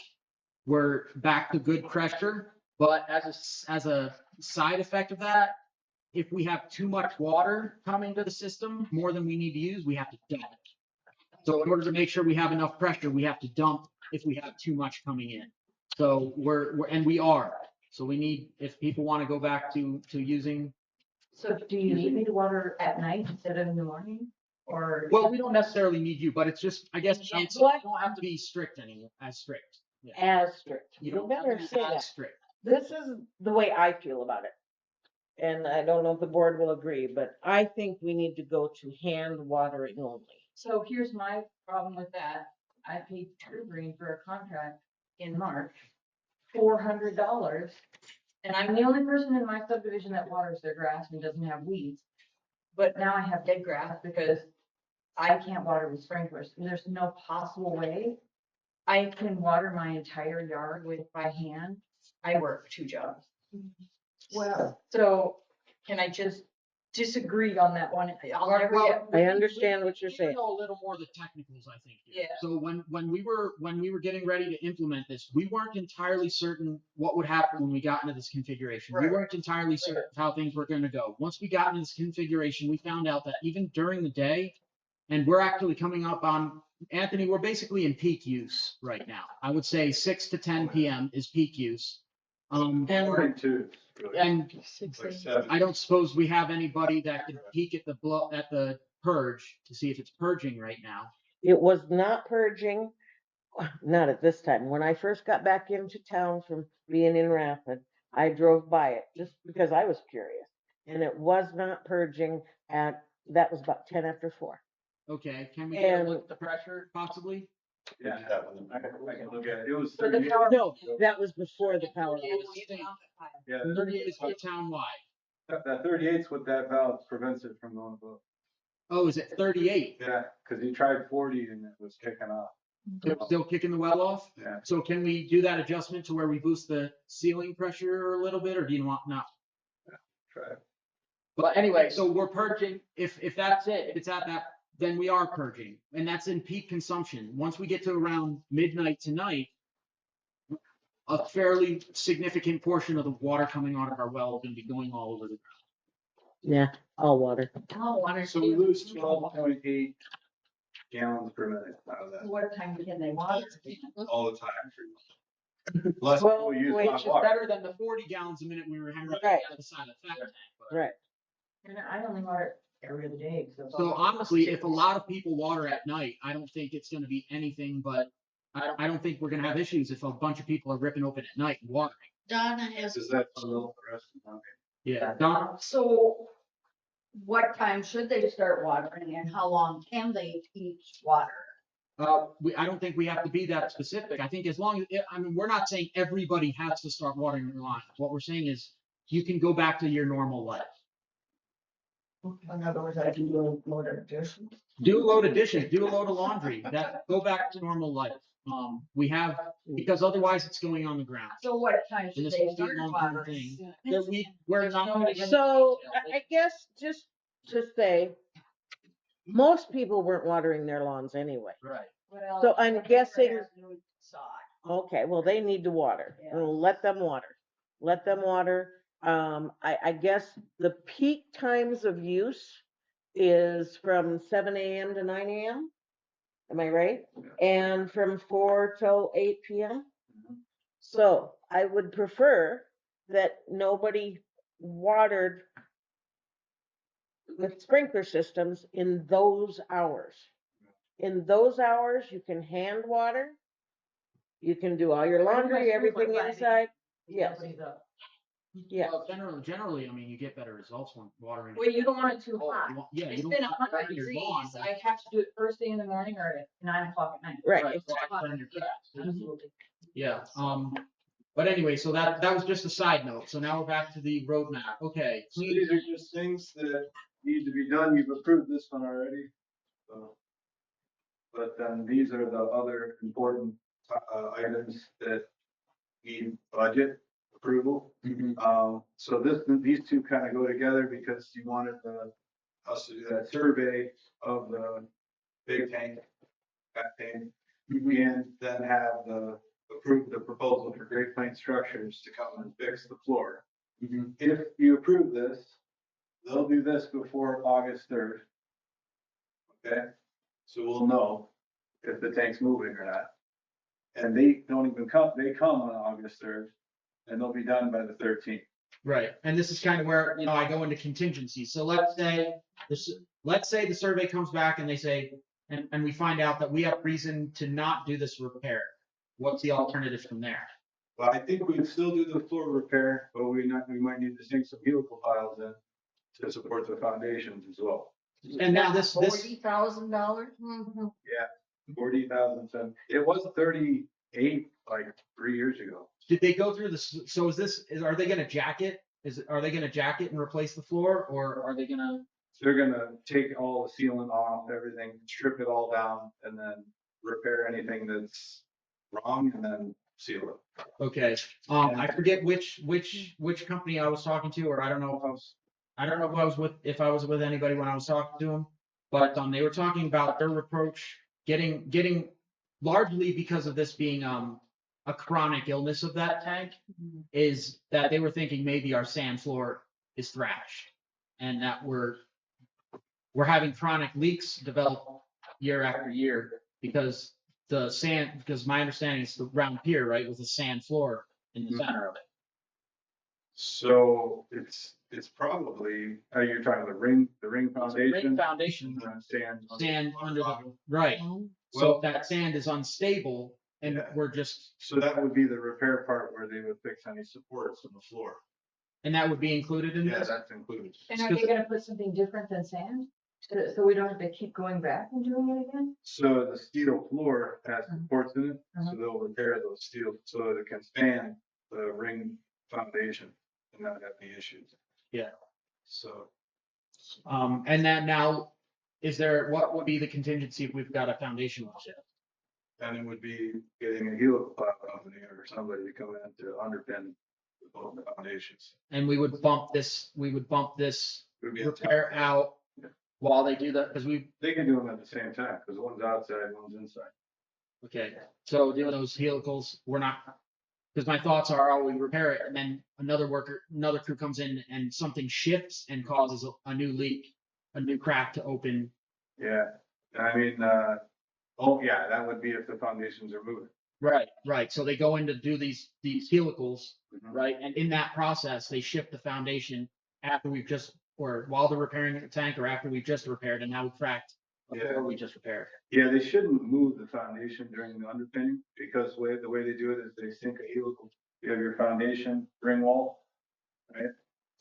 And they sink that helical into the side of it, and then they install kind of like a chair that's got threaded adjustment, and they adjust up to it. So they snug it up. This is going into a good bearing material in the ground, Mhm. and then that holds the foundation from any movement. But they won't raise it. They won't apply any pressure to it. All right, yeah, and this is why I say, like, I want to map this out, like, if then, Yeah, so we actually have a path. yeah, I mean, that would only be if the survey says that it's moved. I mean, we've been kind of looking at it and we're hoping that's not the case. But we do have all the scans on it from 2 years ago. And now that we can basically drain out Fat Tank tonight and put an end to that leak. Yep. And the sooner we get it done leaking and the faster it starts to dry, the better Yep. results we'll get with all of this. Yes, yes. So what, Great Plains said was before August 3rd, if we can drain it, clean it, with a shot vac, dry it, and then take photos again, they'll be even more prepared for August 3rd. Okay, so on that note, let's say we get it drained. Let's say we go up there and drain it tonight, and then this cleaning team comes in, and all right, well, they're here to clean skinny tank and underground tank. Well, all right, well, we're not gonna have to, clean underground tank. Maybe you can do some cleaning in this fat tank we just drained while you're here, kind of thing. Yeah. Shift your focus of work, because it's also an empty tank. So how much water is left in that? Yeah. Could you, while you're here, we asked you to do this other one, but could you scrub the floor of this tank? Right, fill out that budget with cleaning. Yeah, we'll get that hatch open first thing in the morning. The guy's gonna be here when the trucks arrive. So while they're waiting for trucks from the RV park, then we're gonna take that hatch open. Okay, So, so we pop that hatch, so then we've got that moving forward. As far as skinny tank, it was actually Mikey said, don't even open that hatch, let them do it all. Let Okay. them take whatever's going on with you and hand you a serviceable tank after they're done with their matter. So that's contingency one, okay, so we've got that pathway dialed in for fat tank. Everybody kind of on board with what? So how much water's left in that tank? just less than a ring, Yeah. one ring high, 4 feet. 25,000 gallons. Yeah. So So, what are you gonna, where are you draining it to? Just down, fat tank, just down so we're all right, so Faye and I plumbed out a drain line up there and got it into a sewer main. So anything we dump that's chlorinated anything we intentionally dump up there that's chlorinated is going into the sewer. Anything from the decontaminations, cleanings, all of that is gonna make its way into the sewer, which isn't a bad thing because our lagoons are way under capacity right now, to the point where it's actually kind of So harming hot. us. Right. It'll So be good it's all for being dumped in. So where's my road map? So this is, fat tank is kind of end of the line. Fat tank is, that's not, maybe not a bad way to do it, is we kind of started with the end. Fat tank is really the last thing to be done, is fat tank repaired. Yeah. That's great, but before that, we've got, so just before fat tank, we've got The booster spool pieces, booster spools. yeah, not to exceed the $3,000, that's if we do them out of stainless. If we do them out of, Schedule 80, it'd be significantly cheaper. Schedule 80 and compressions Mhm. and so, I'm gonna look into the cheaper version tomorrow, but this is the quote I got for a welder to do it in stainless. right, so to Why do expand, we want it in stainless? I'm sorry. I don't think, yeah, It's just drinking. Mhm. If it touches drinking water, the only steel you can use is stainless, otherwise ductile iron, that's concrete line or cement line. And so this one may not touch drinking water? We don't need to do it in the stainless? if we do in steel, but the other option is PVC. Yeah. So, that would be a welder basically measuring the exact length of the spool and creating a permanent. So what we're doing here, all right, kind of got to go back again to mention those valves. We've got valves that are busted. There's another path for that water to go, bypassing that valve, but it's through the booster. And inside that booster is check valves and the pumps. So water won't flow backwards through it.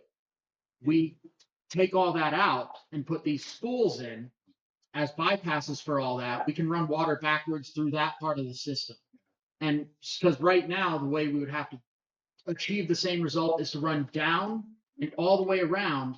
And that path has us relying on lines that are also necessary for draining. So as it stands right now, we have a situation where we could take away our ability to drain. These spools open up a pathway to deal with that. I mean, I don't know if you priced out the PVC stuff, but I think it's like half that. they probably all got it in stock. It could see that It's gonna be that could well- be me driving to town driving to town in the morning and getting parts and coming back and we build the thing in an hour.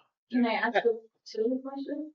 Okay, so 3,000, how long will that last versus the PVC and the Exactly. cold ass weather and pardon my French? Mhm. Then we have to go back and refix it and drain it and. Well, so that's not a permanent because we need that booster station. So how temporary is it? So in the ideal world, Okay. it would be temporary because the lines are undersized. And we had a design to dig out on either side to the reducers and run a 6-inch on both of those lines. So then you could put big boosters in and serve the whole town. And that's not really that big of an expense. Honestly, if we're going to invest any part of that $3,000 in something, I would rather save as much as we can of that $3,000 and kick it over to the 6-inch spools. That's the ideal world, but obviously in the municipal world, which isn't ideal, things that were temporary end up lasting for a decade, you know? So, But it is that pump house or that booster, yeah, it's got a heater in it. It's got a heater. In the drive. which probably is running every winter now, I would assume, right? Stainless will last forever, Yeah. but like we're all saying, it's not a permanent configuration that we want anyways.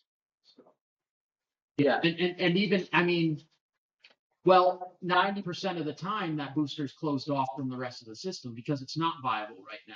So we may only end up using these pipes for 3 or 4 or 5 days yeah, well, and then not need them anymore. We'll just close the valves. close the valves and then whether they crack, explode, it doesn't matter. But it could be a difference. I mean, can we get those parts put together for $500? I wouldn't say less than 900, but I'm shooting for that. PVC and flanges and things. Yeah, because each one of the spools, you gotta buy a 5-foot segment, even though you only need 3, Right. you know? I don't want you to go away free. No. And that's $2,000 more towards the permanent upgrade. Right. Okay. That's how I'm seeing it. know? I see it now that you've explained it. Because Why I asked. once we close those valves, I don't care if it explodes 2 weeks from now because it's sealed away from the rest of the system. And those pumps, by the way, I wish we had a picture of them. Those pumps were always intended to go to the north tank, so that if we didn't have a well. So the well wasn't always in that Madison well wasn't always envisioned up there. It was kind of thing that came around in a lot of discussion. So that's not there. We always had those pumps that we own to put up there. And we calculated that they would be filling that tank at a good rate, that it wouldn't cause any negative pressures. And we'd be keeping water up there. And we build those out of stainless. It's a very specific pipe size, a very specific length for a very specific purpose that won't be needed in a couple of weeks. Make it out of plastic and throw it away. Yeah, I'll go for that. Do we need a motion on that then? This is all gonna be under the roadmap. Yeah. Okay, all right. So, yeah, so I wanted to give no, not to exceeds, and then we were good. So, but yeah, definitely we're trying to improve that. So then this is for the team to come from Rapid and fix the hydrant at 115 Folsom. Yeah. This is really something This is we had no public. idea. Yeah. Yeah, and we had no idea that hydrant it got hit. They think it got hit by the garbage truck. Because the neighbor was there and said he thought he thought he saw that happen. It got hit. Somebody hit it. And it only leaks when you turn it on. Yeah. And the fire department When you is need the it. one that came out. So the fire department came out to help us. And they went to put their hoses together and to turn that hydrant on, and it just sprayed everywhere. And so the piece comes from, it was gonna be fixed today, but it comes from Sioux Falls, because it's an older company. And so including the materials and labor and everything, it was $1,680, and they'll have it fixed tomorrow. And that one had to be an emergency authorization also. And at the end of the day, I'm less interested in how it plays into the roadmap and more interested in the fact that we had a busted hydrant. Yeah. So I would almost, Little tanks, because it's the closest hydrant to all the tanks. yeah, but I'm just saying, I would almost say that we can approve this one at the next meeting as a separate, because this is more of something we're repairing, because we would have had to make that repair no matter what was going on with the water roadmap. Well, we found out about it now. Right. So I'm So just why saying, I don't we don't necessarily just- think it needs to be in the roadmap, but I mean, having it fixed, it will help us with other unknowns. So let's say you had something like the VAC sample or whatever, like, or you needed water for the tank to clean the cleaning company. Like that gives us a big volume of water that I know I can isolate in the system away from the west side of the highway and with all tanks closed. with all tanks closed. It's a large volume water supply with all tanks closed. Yep. Okay, so in the roadmap it goes. All right, so fat tank, I'm gonna backtrack this road. Fix fat tank is final. Backtracking, now we are talking about booster bypass. And the last one's just paying a bill because we approved this already by the media, but we got an invoice, so I don't even know if that's. Yeah, that doesn't need, because that was approved, Yeah, so maybe this doesn't need to be on. yeah, I just want to regardless forget of it. funding. That one was approved. Already. Yeah. The media. That's just the invoice, yeah. Yeah. It's coming the 22nd. So booster bypass. Now before that, so booster bypass is largely contingent on us running off of underground tank. So I think that's a little bit more of a board discussion is concerns, pros, cons. So right now we are giving people the pressure they need, all of them. Once that tank's back T comes back, we have the potential to stop running the way we are and start running off of that underground tank. But if we do that, then the only people who are really at reasonable pressure are the ones with those individual boosters. Anybody without individual boosters is basically going to the pressure that the underground tank can produce, even though it's 50 feet, 45 feet shorter than fat tank. So that's something I think we all need to talk a little bit about is, because I guess what I'm saying is we can stay as we are. We're running, we can stay as we are. Whether we switch over to underground tank, we can, but there'll be a pressure concern. So that's something we need to talk about a little bit, I think, how we want to approach that. Yeah. So that tank, my understanding was it would be backup. And Probably soonest Thursday would be the soonest, Well, Wednesday afternoon. Wednesday afternoon, once the back peak comes out, it would be This is the option to beginning place thing. it in. no, This this is is a a- underground. yeah, Yeah. yeah. I think we should, watch how much water is getting pushed out, of the system we have set up now. And there's a contingency for that too, but Yeah. yeah, so Yeah. maybe that really does apply in here. So we got this valve on the hydrant. I'm gonna get up and whiteboard if everybody's good with that. Sure. Because the thing is cool. Oh, marker. My drawing skills are not, but the thing is cool. Hydrant. We've seen your drawing skills. So we get to the hydrant, and I'm gonna hollow out the valve because that'll make it make sense. You're making fun of your drawing. Yeah. It's your minion. Looking back at it. There's like that. I'm falling in again. So there's a plunger here, right? And it actually comes down here.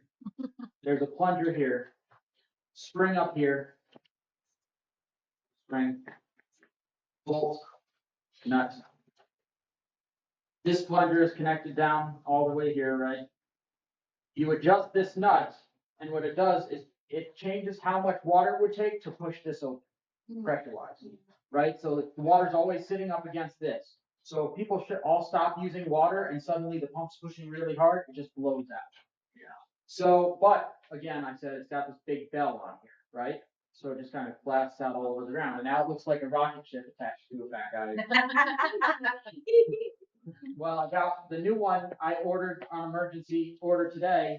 After looking around and seeing prices of about $1,000, I ended up finding one for $99.75. So it's the same configuration except the inlet is down here. No. This, yeah, no.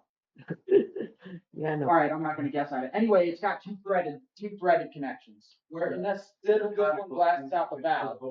Right, this one blasts out, just dumps all over the ground. This one will let us thread hoses to it. Direct word. So it comes out the hydrant and then we can, when it's purging, it can go into a hose. And what that could let us do is that tank that we just built, that's been sitting up there, like way out there, like if if you look at it, it's way out there.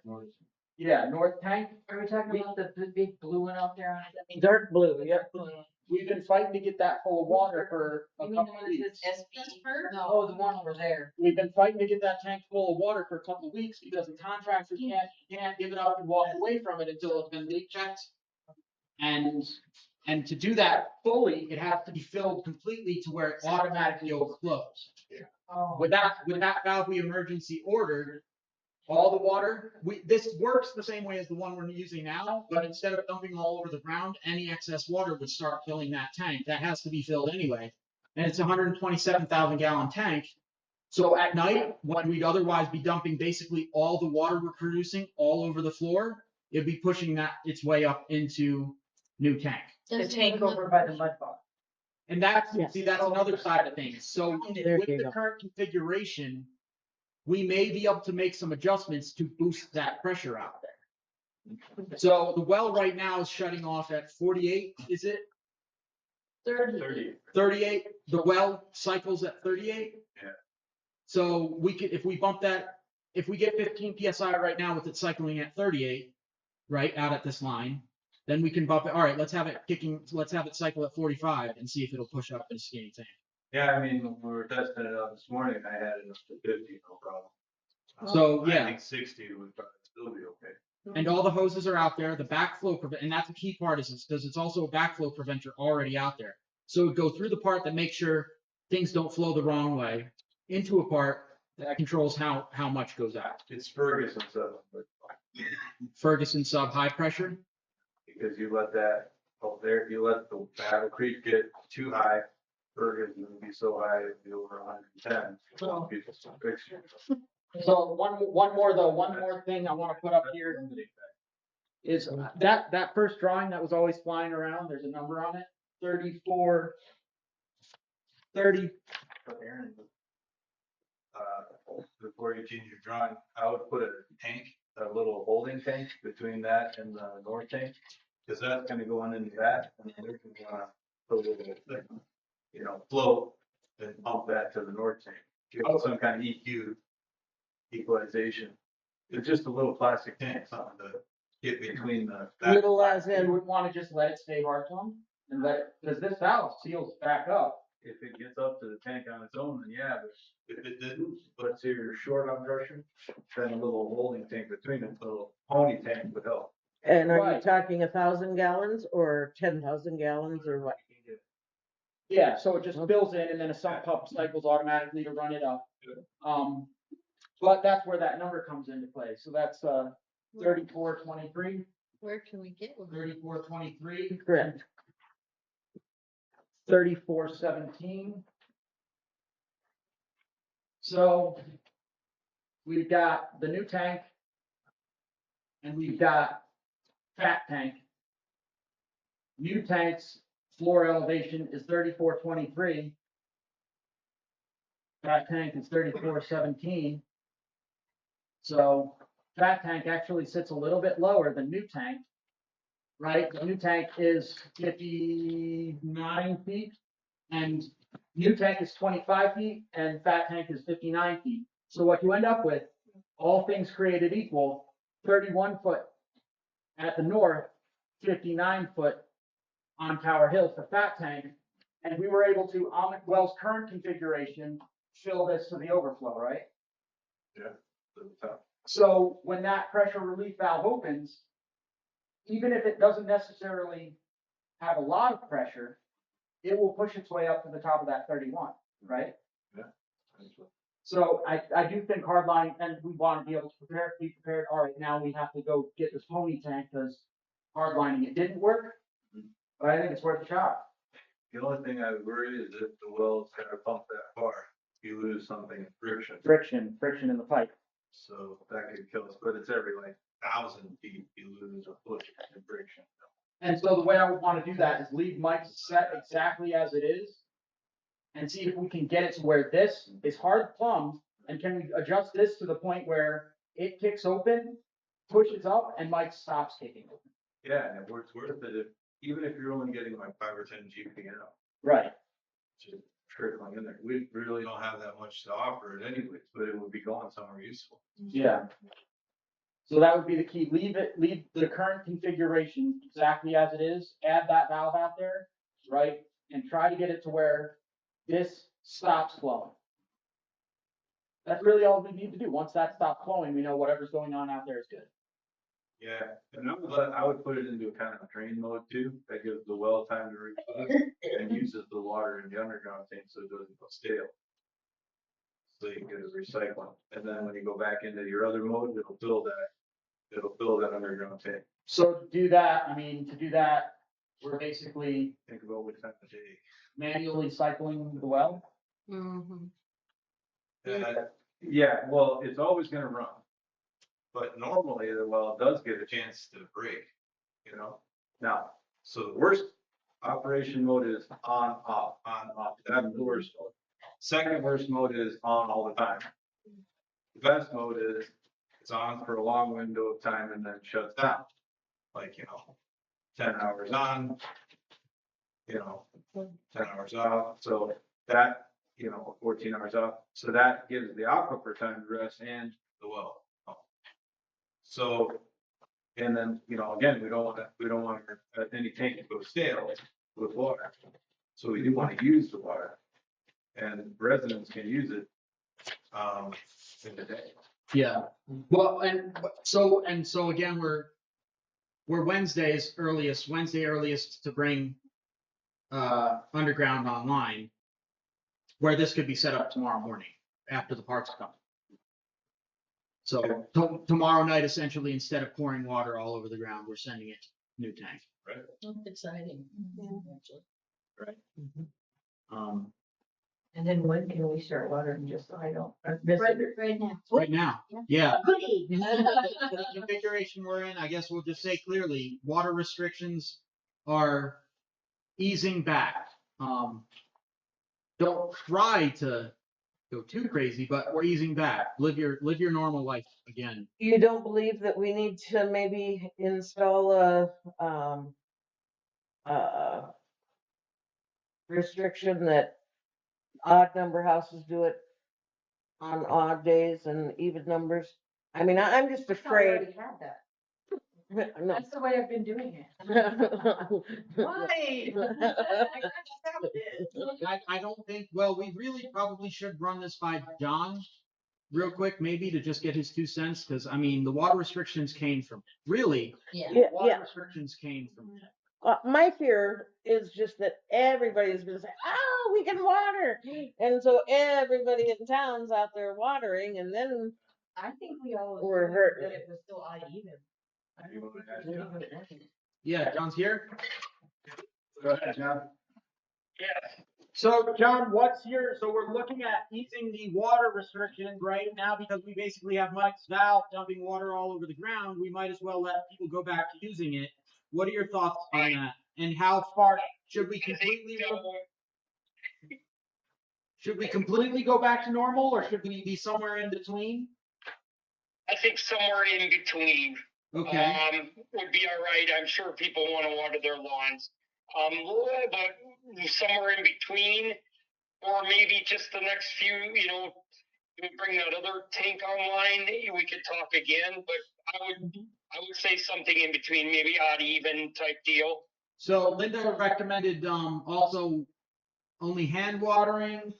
I don't know how that works. Well, maybe not. You only mentioned that during prime hours though. Mhm. Yeah. So, all right, so there's that, John. Also, is maybe maybe we can open it up as long as it's happening outside of peak use hours. I think that's a really good idea outside of peak uses. We're dumping about 3.5 gallons a minute. Is that what we determined, Anthony? So that's really not a lot. I mean, it looks like a lot dumping there, but when you start talking irrigation takes a lot of water. I think outside peak and hand watering is still, I mean, we are basically running off a well to Right. pressure. So, yeah. All right. I understand. I feel for the people trying to keep their lawns somewhat alive. Yeah. So is that in addition to the odd even, or is that in place of the odd even? Well, John may be under the impression that we were on full no more alternate, and that's what I thought. That's what I- No more alternate uses. No more We were. domestic uses. We were. Not odd Done. even. It was just no more non-domestic. No more outside. Yeah. So That's now how we it could was. now we could say no non-domestic uses within peak hours of Whatever they are. whatever. What are you gonna call John, peak you wanna Peak get back to us with the peak hours? Yeah, peak hours, I would call it 6 a.m. to 9 a.m. And then I would call also 5 p.m. to probably about 9 p.m. I know that's taking up time, but Anthony, would you add anything on that with peak hours? That's where I always notice the most water usage. Yeah, that sounds right. So we can say resume normal use of water outside of the hours 6 a.m. to 9 a.m. and 5 p.m. to 9 p.m. I don't know that I would say normal. I think I would limit it, at least in the short term here, and then we can revisit it once we get the tank, because like right now, I looked at it right before we called the well pressure's down in the 20s. So it's having a hard time keeping up, and I'd call this peak time of usage. Yep. Obviously, if we go out, but again, we're probably only dumping 4 gallons a minute out that device, and that's not a whole lot of water. Well, it should be dumping 0 right now if our pressure's that low. You're right. Exactly. When it actually is dumping, though, it's dumping. That's what we kind of determined. Yes. Okay. That makes sense. Yeah. Okay. All right. Very good. So hand water only. Then we could say hand water only outside resume hand watering, peak hours. resume hand watering irrigation outside of 6 a.m. to 9 a.m. and 5 p.m. to 9 p.m. Is that Yes. during? No, outside of, so you can't, during those times, you can't water because that's when everybody needs their water.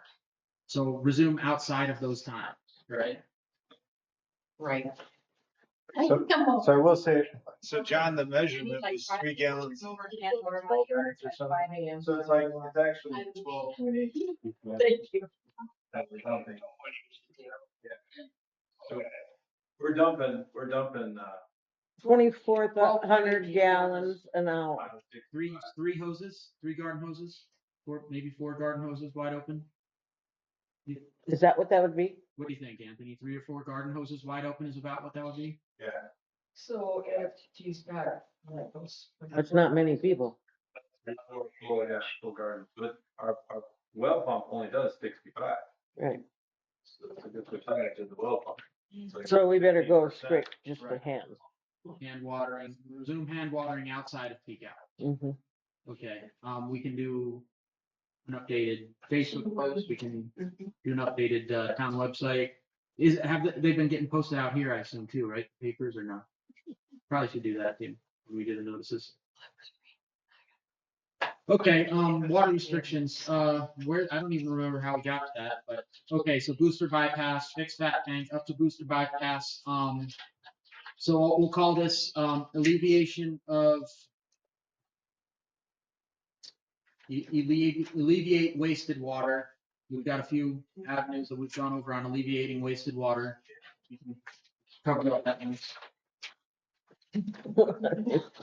So, Oh, we put it on. bigger fixed hydrant. Would you say the budget was for that, Gary? You're good. Was cheap? The Uh, 99 something plus $50 for overnight shipping. $150. Yeah, that could save us $2,000 worth of water and be there in town forever if we, and so that one, we now own one. We'll have to give the other one back and we'll always be able to shut all of our tanks down and run in this mode if we need to. So, Can we get 250 feet of hose? We can give that back to the fire department? Yeah, we need to give. yeah, the 50 footers of, the 50 footers of the 4-inch was, and we'd all want it on cam lock. Yeah. So we want it all set up on cam lock. Well, no, so once we get it on the north tank, he said they left all their hose out there. All we have to do is pop it off the backflow and hook it to their hose. And they're like, we left it all there. If you want to do it, we're on vacation. Oh, okay. Yeah, So we may need the hose later, but we don't need it right this moment. not right now. Because the fire department's gonna want theirs back. Yes. Yeah. Mhm. And another, but by noon, we won't really need it anymore, right? We will have filled underground. Right. And they were cool, they were like, you can have it this week. So nice. They're up in Keystone. Very good. We're trying to talk about who's gonna babysit that, right? Which the filling of the thing. the filling of the north tank, is that, so we're gonna wanna watch that in some fashion, but now, well, I don't know if we will need to babysit it if that pathway checks out. So we leave Mike's valve, we leave everything working as it is and just add this to the system. Then what we should be doing is dialing it in just until right before Mike's opens. That one should open, just a little bit before, right? Yeah, you want that though first. Right, just by a tiny little bit. And then we can look at, maybe we can bump the well up if Ferguson Development will allow us to. We can bump the well up a little bit and give more pressure. Maybe do. How often? Yes, see how that goes. Because that would also, So, would that have a positive impact or negative impact on the cycle times of, well, it's not cycling. It's not cycling at Oh, all. it's just on all the time. Yeah. Do you think a little more head pressure would be good or bad? Wouldn't matter. Not really, not consequential at that point? It's gonna do what it can do. That's it. Okay, alleviate wasted water. And it does bounce, it's not perfect, that's why it's at 38. Like the bounce. Like about plus or minus 5 PSI. Bigger fixed hydrant. So we're putting that in the contingency. That probably goes just before alleviated. So that's probably the next one we're looking at, fixed hydrant. All right. Just under 16 then? Critical. The hydrant? Yeah, that one's. Yeah, no, it's kind of a good thing that was pointed out to us though that it's broken because that's public safety. We have to have that. Okay, now. Skinny tank is the only one I think we have. Is that about the only thing we haven't really talked about? You're cleaning it. Right, we're cleaning it. So clean skin, and really, it's the least conceptually complicated. How do we Part put of it the online? But that's the problem, is how do we put it online? Because, so that's the kicker. So we get the thing clean, and we have these two valves. We know one is busted. If the second one is busted, it may sweep our leg on skinny tank, but not even then. So we have one definite busted valve. Okay, if that one's the only one busted, then we can open one and skinny tank comes online as soon as we get a back T test, and we're good. If that's also busted, so if we have two busted, okay, well, there's actually a third valve, the electronic valve, the atmospheric control valve, they call it. If we can manually open that, we can use that as a circuit to skinny tank. Then we bring skinny tank back online. But if we hit a wall where we can't get skinny tank in service, then we're waiting till fat tank is completely repaired before we're back on a reasonable tank. So we can have one more busted valve and still be able to get skinny tank running. But we've got to get it cleaned. Tomorrow, and yep. Tested Yep, and filled. yep. And filling it, Northwell. Letter from DANR approving us to fire up Northwell. That's gonna happen Wednesday. Well, okay, so that was another budget, I forgot to put there. So one of the things is the Keller well service, it. and that was a quote I gave, Terry as well. It was just the stuff in green. Oh, 40 some thousand. That has to be done first. Or we don't even know if that is gonna be viable. So that's kind of where that's 40 grand for that well service. What are they doing for us? So And they'll pull the pumps with the drop pipe and wire and inspect everything. Then they'll run a tool down to clean it all. And then they run a camera down to inspect the casing, because we think that's what caused a lot of the issues before. There's something wrong with the casing. Then they got a budget in there if they have to repair something in that casing, and then put everything back in and run it, and now it's ready to run. see, I would like to hold off on that aspect of Northwell for now. 49. Well, can we? I mean, cause then We don't have to do that to fire up Northwell. We don't have to clean it to fire. We don't have to do that one to fire up the well. to fire it up. And test it and do what we need to do this week. We don't have to do that. When do we have to do Before the treatment's built. that? Because And before I let go of that little thread I'm holding on to, if we have to do that before the treatment's built, when we talk to DANR and look at our next upcoming SRF resolution, can that roll in? So there's a couple parts to this. So obviously, you can fire up the pump. We did it once in June last year just to get samples.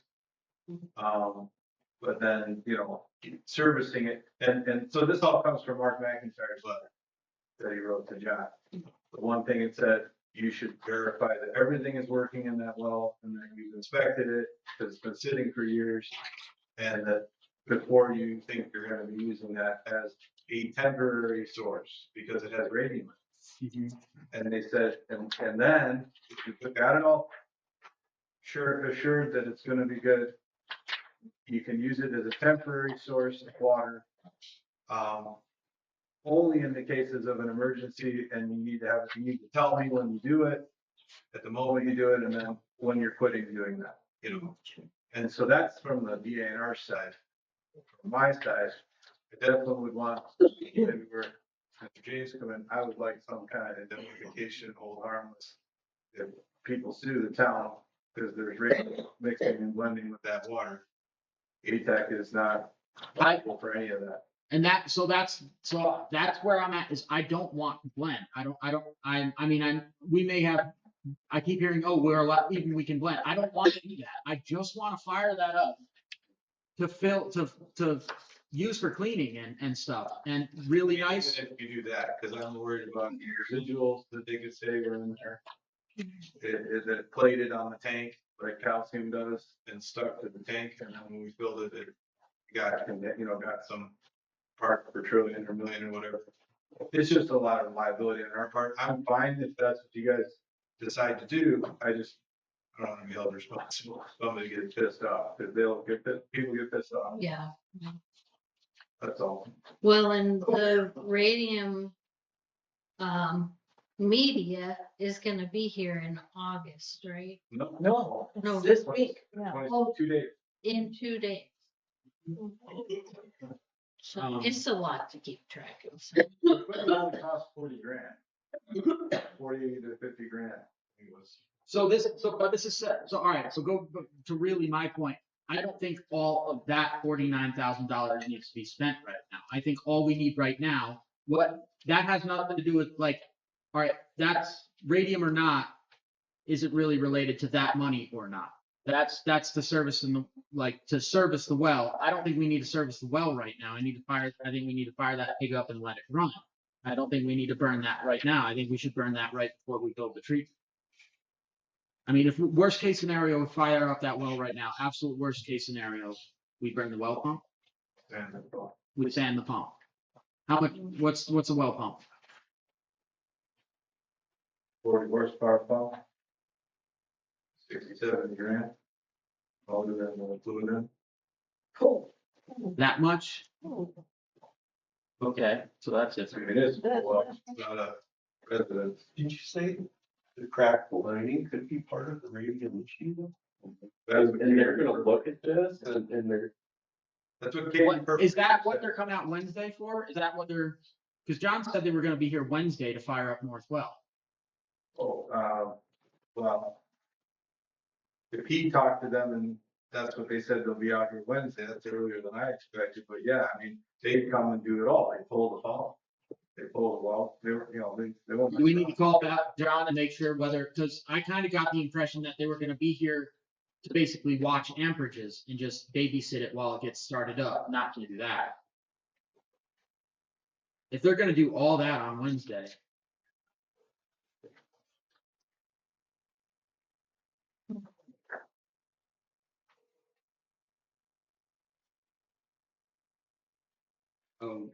Can we take a recess 5 minutes while we wait on word from John for that? All right, 5-minute recess at 8:35. 34. It's a lot longer than I expect.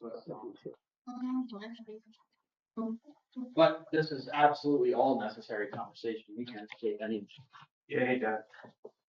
So when you talk to Albert, I guess, he'll call, then I guess I'll just answer his call. Smoke here outside. Yeah, smoke. Isn't that crazy? Yeah. Hey, there's I want. Yeah. Well, unless something else started. Well, that's. I can't. Yeah, really. You guys will there?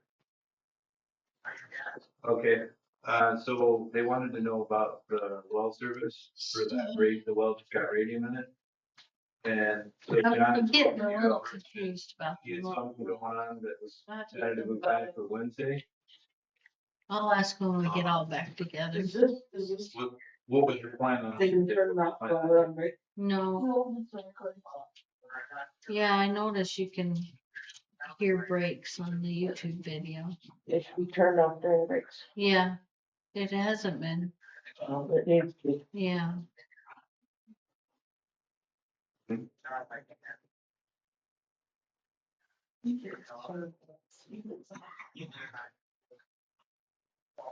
Put blankets over the. Okay, so just your comment, just doing some real basic stuff. We're close to being done, maybe. Okay, but you aren't pulling the pumps or anything. Knock on wood. Yeah. That's been- How do you turn the, like, not four? Oh, you can click, click standby and you can So mute. that was basically just kind of like a daily service, a day service.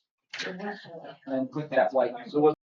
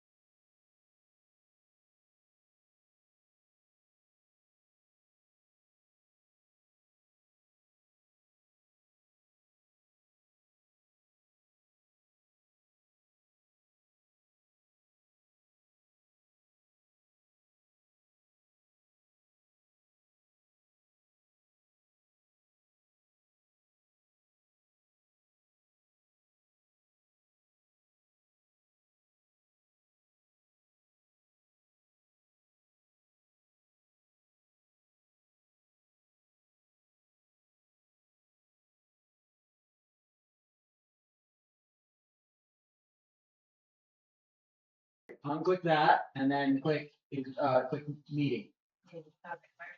Sorry. And then press that. Okay, we're good. So I talked to John and I brought Albert Keller on because they were talking and I didn't know what they talked about.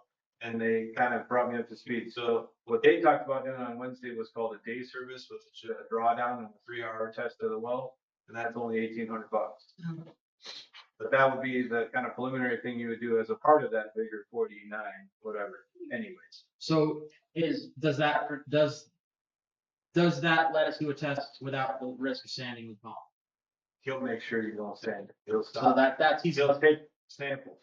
that's the security feature. Yeah, he's gonna have a screen and he takes samples of sand and he does, he tries to prevent you from sanding it out. But we're 3 not, hours. we're not gonna get skinny tank filled on that. We're not gonna get anything filled on that.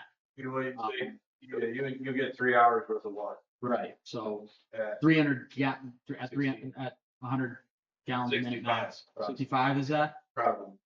So not enough to write home about. So we're You back. You get 11,000 gallons. Yeah. It's pretty good.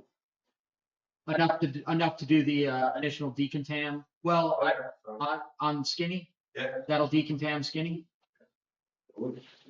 Okay, because leading into that, Although it's the rating waters. Right. That's right, well, we're dumping it.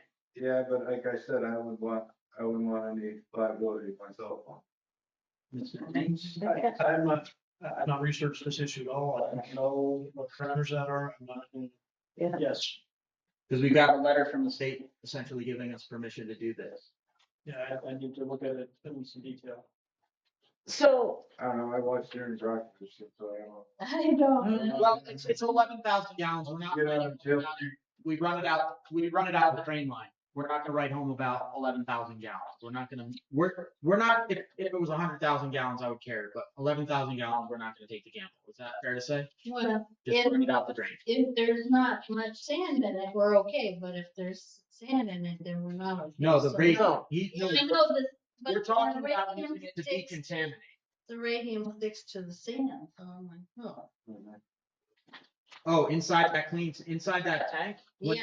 When they leave, it'll be it'll be clean. It'll be Yeah. clean. They're not just gonna pressure wash it and clean the bios. They're gonna demineralize it also.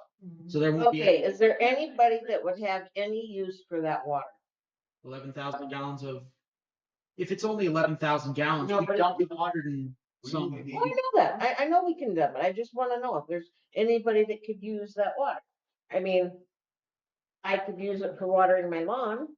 So to do method 3 of the decontamination of the skinny tank, you only need 6,750 gallons, 5% of the total. 135,000. So that we can make. I mean, we're dumping from the valve. Well, that's exactly. If we open I, Yeah. that valve slams shut. Yeah, just move that valve first over to the new hydrant we fixed and use that to decontaminate skinny tank or clean skinny tank.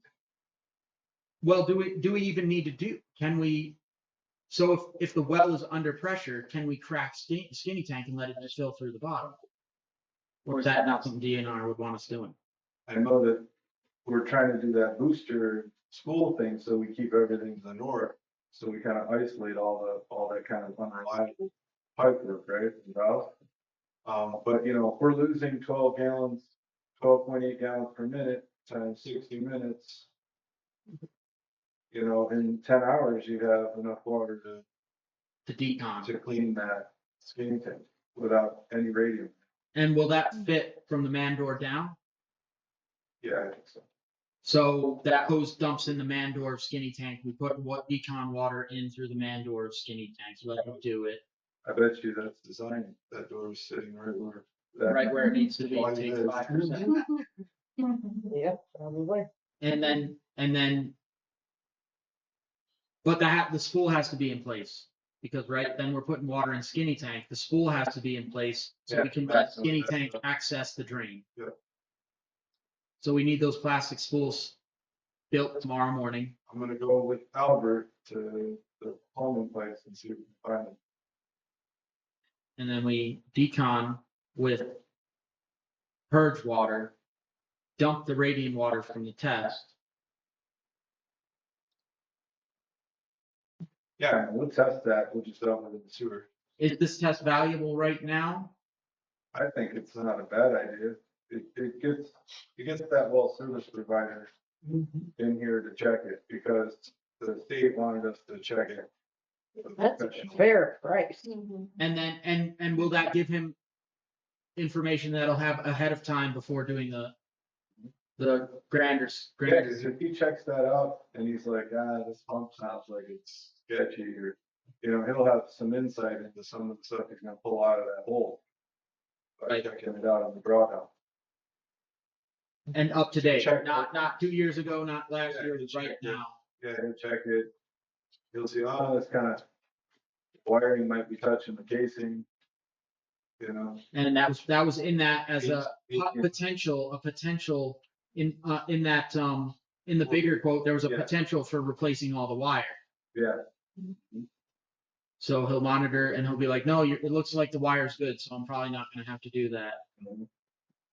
I think it's a good idea to get that done. That's Yeah. my opinion. It's vitals, taking your vitals, to put the little white thing on your finger and take its vitals. And then before we go into open heart surgery, we're checking its vitals. Right. Talking about open heart surgery. He wasn't Don't- listening don't and he be doesn't joking care. Okay, Not joking. so then, $70,000 for a pump. There's no jokes about that. yeah, no, I think this is a great path. I think the tree is well branched here. Yeah. All of that, even with the extra booster station spool money, Mhm. is 57.5, so that's. So all right, one more thing. Let's go ahead and put it through. And John's not here, and this should definitely be, it's obviously going to be John approved, quote unquote. But first thing to do after they're done cleaning skinny is, because it's got pipes, it's got risers on it, see if we can crack I and get some water to flow through it. If it flows, we know I is good, and then we know that once skinny's clean, we can run. Because I think that's the only opportunity we can really, will have to just check I and G, I think is right after Skinny Tank's cleaned, before it's getting decon. I mean, as long as we kind of make sure there's no risk of any nasty stuff getting to the Get back. distribution system. Right, and if that standpipe is not submerged, we've got an air gap. Right. And everybody loves an air gap, and We'll go on it. right, never go backwards if it's geysering and then not possible for it to go back. Mark? Just a question. So are you're still gonna approve the more expensive pole service, aren't you? No, I think she took that out, only did 1,800 bucks. Cause that was not that. We can address that. We can approve Oh, We can do that as at a later meeting. even next week, we can do that. yeah, it doesn't include the camera. That $1,800 one doesn't include the camera, but it'd get him out here this week and then, if you next meeting wanted to approve the full amount, I think you would knock that off that. And then you get the camera, which is, so K&D perforators out of Wyoming, out of Gillette. We were in that case after Simran did it, and then Weston Engineering tried to grout it and all this stuff. And they told me that they think there was something wrong with the casing and it needed a camera prior to doing anything. And so I said, all right, I'll tell the board, and they have it on their charts and Terry's files. They got these big long charts and they got it on there. And I gave it to Kim Taylor and he looked at it. He said, yeah, you need to camera that. He's the one who said it needs to be redeveloped. He said he didn't think Simran developed it the first time. So we can scratch that off the roadmap for now, though. We can do that at a later meeting. Yeah, this discussion. Yeah, the 43. And after we get all this information done this week. Yeah, then we can get the report back. Right. And then we'll know what we need to do. So do we need to put together, do we have anything else to attach into this roadmap? Any other contingencies as far as, all right, We're happy with that stuff. should we be talking about? So we almost hit another bad valve today until we managed to figure out another brokenness with the drawing, but we managed to rescue, or potentially, we thought we were at a loss of another valve. Oh, yeah. We got past that. Yeah, valve you. Now it's X question mark. We thought it was you, now it's X question mark. No idea what it does. There are three Kills valves. the west side of the town. Yeah. Those valves are. That's when Terry got a call from Corner there. Yeah. Ooh, ouch. Is there any reason to believe that, either of those valves could be needed as a replacement in part, any of the valves could be that are potentially broken could be need to be replaced as a part of the contingency? I think we need to get that booster spool piece in, That's the bypass is the key. which is everything up, and now you can really get a good game plan on your valves. Right, because as soon as we get either of the large tanks completely full, we can shut down the wells for 3+ days. And that lets us isolate both of those valves that are potentially problematic and replace them dry. Not like we had to deal with K. Yeah. Where it sprung a leak and then it was like, it's still leaking, Yeah. close another valve, it's still leaking. Yeah. It's not shutting off. And the big thing also is number 2 with Great Plains, they pushed off a bunch of other jobs to give us August 3rd. So we really need to lock us in on that, fixing the floor. Is there anything not already included in this roadmap? No contingencies. So, Potential back tees coming back bad. All that is you do it again. So no expense there other than the water we're burning. We'll probably drop it half, let's say, 4 and 8, bring it back up. That's pretty good. Hydrant's gonna get fixed. That's not something that needs contingencies. That hydrant will help us do that. Well, the tank it's sat there for how many years with 80% of the water in it. Old reliable. Skinny Tank is now old reliable. So just from talking to Chuck, I think that it could have been recently that they broke the valve. And then they got We didn't say something about it, So, yeah, and it was, I don't think it was years. no, but I think it would be way worse shape inside there if it was years. it's gross. It was gross though. The water, when it was coming out of the leak, it has when you have water that's that stagnant, that it can kind of give you a almost burning sensation when you touch it. It was old water. Yeah. And part of the reason I say this, because you found that broken stem. Yeah, that's gotta be, so, did I draw, I don't think I shared everybody.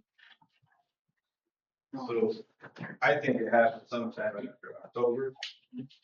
So, and the reason it would have gone unnoticed, that's the important thing, it wouldn't have been noticed that the valve was broken. So, valve, hat, then it comes down, valve outline, right, and you have this gate that closes it, and then it's got the stem, and you got the square thing, comes down threaded rod, like that. So it rises in what? No, so he wouldn't be very good at picking, right? So you raise and lower this gate, but the only part that it's great and pulling and pushing against is the stem. So this breaks. When you're opening and closing that valve, it feels like it's doing what it's supposed to do. It feels like this gate is moving with it, but it's not. And that's the only way it makes sense that the valves were the way they are with big tank and skinny tank not mixing. It's the only possible thing I can think of. So, but there's the test. We do have a test we can do for it. We can count the turns on the valve, and if it has more turns than it should, that would be because the stem's broken. Because it'll have a little more travel than it would if it was connected to the gate. But we really don't. Once the skinny tank's cleaned, we'll be able to test them both. Do them both and get them fixed if we need to. Yeah, once we can fill one. Yeah, really, once we can fill one of them. But then again, it went how long without it being noticed that it was broken? Well, that's not the point. It's not the point. I mean, we survived without it, obviously. We did well without it until now. And now is time to make sure that we know everything, how it works, where it works, when it works, get it to work and move forward. So maybe we can throw this in the contingency. Maybe not needed, but it's something we know we need to be done. So I'll at least make sure everybody's aware of it. So the exercising. Rural Water would do it for $350 a day for labor. Mike guesstimated at a day and a half they would need. They bring the equipment. They exercise the valves. We need to make sure one of our representatives, John, is with them, but they'll go around and exercise every single valve in town. So John basically babysits them while they do everything we need done. So whether we need to do that in part of the contingency, I would, when it comes to that $1,000 budget, to green light them to come exercise all our valves as soon as possible. I think that's very important. As soon as possible or as soon as this is fixed? So I don't know, if you want to call John on that one? See what he wants to do. Yeah. How often should that be done? Once a year? That's like a big thing all across the country, like it's not getting done. Okay. Yeah, John, we're on the topic of valve exercising throughout the whole town. So, what is your thoughts on that? When do you think that should be done? How it should be done? If you can share your thoughts on it. I mean, I know.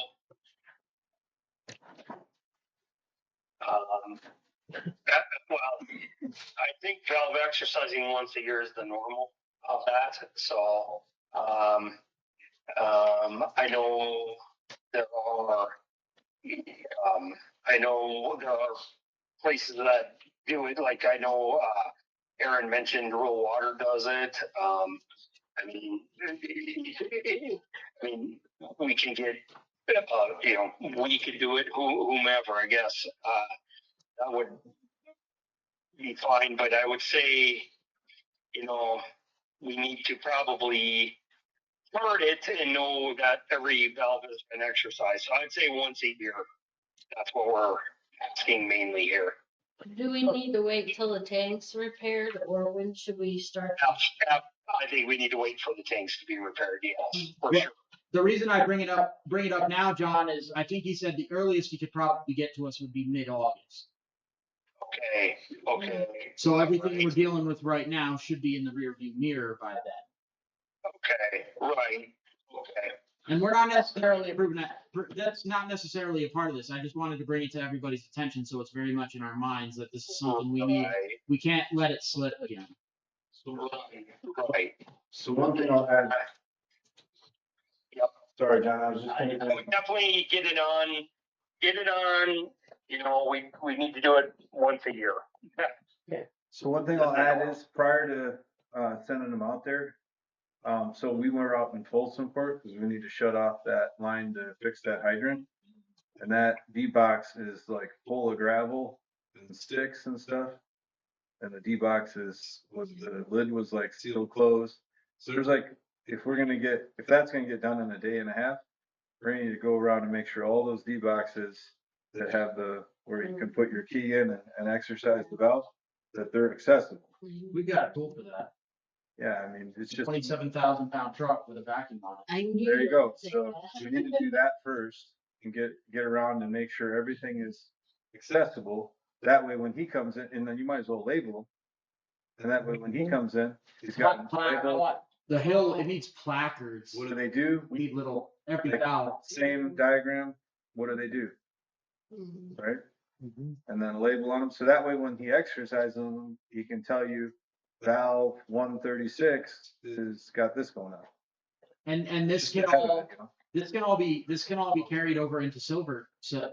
Right, We can go down to the valve level. I added private lift stations is something we hadn't itemized yet. You can itemize private. You can create anything and make the map as super tight and dialed in. So this whole valve map, once it's completely done, can be redone in Silversmith and updated to exactly what it is. There's still, yeah. I would get that.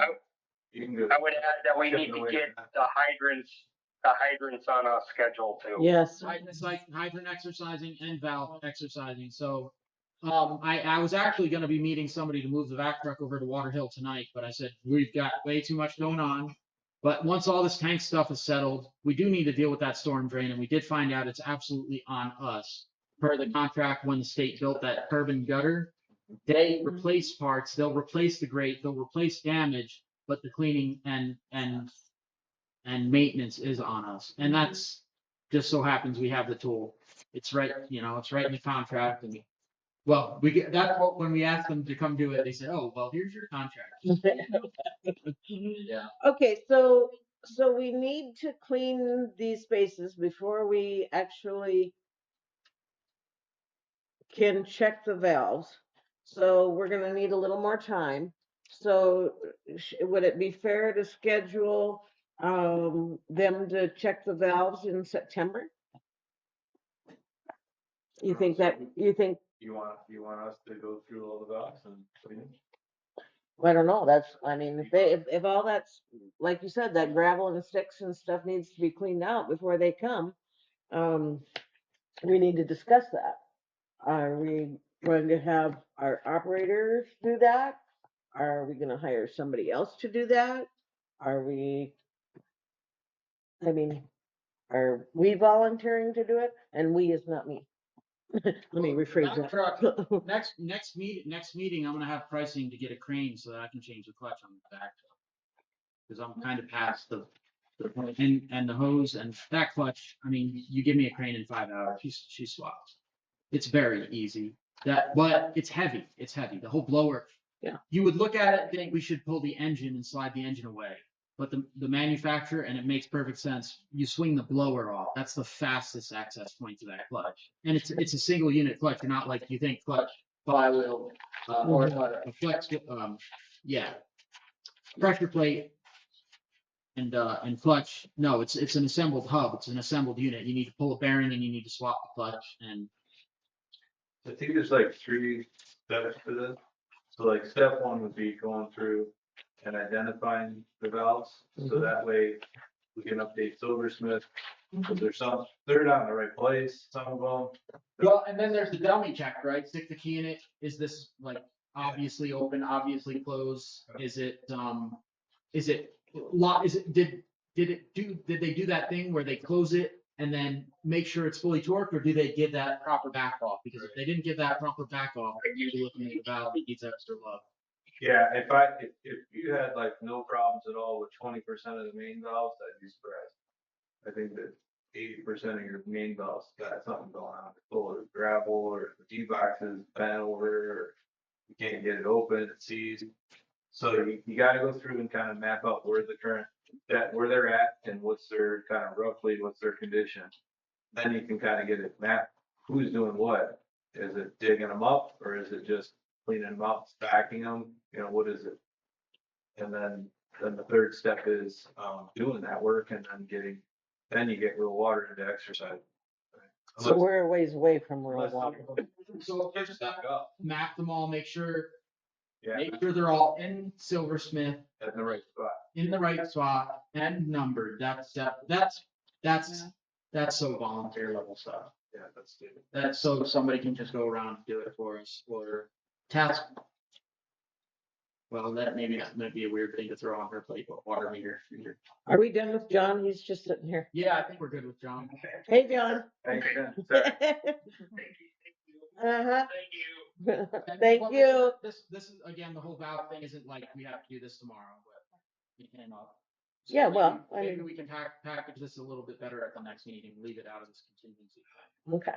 So we have the contingency plan. I think it's well documented enough between our paper, our recording, our notes, that we know what it is we're going. Is there anything else that we need? Because part of the point of doing this as a contingency plan is we don't have to say tomorrow, oh, by the way, we need a special meeting because this came up.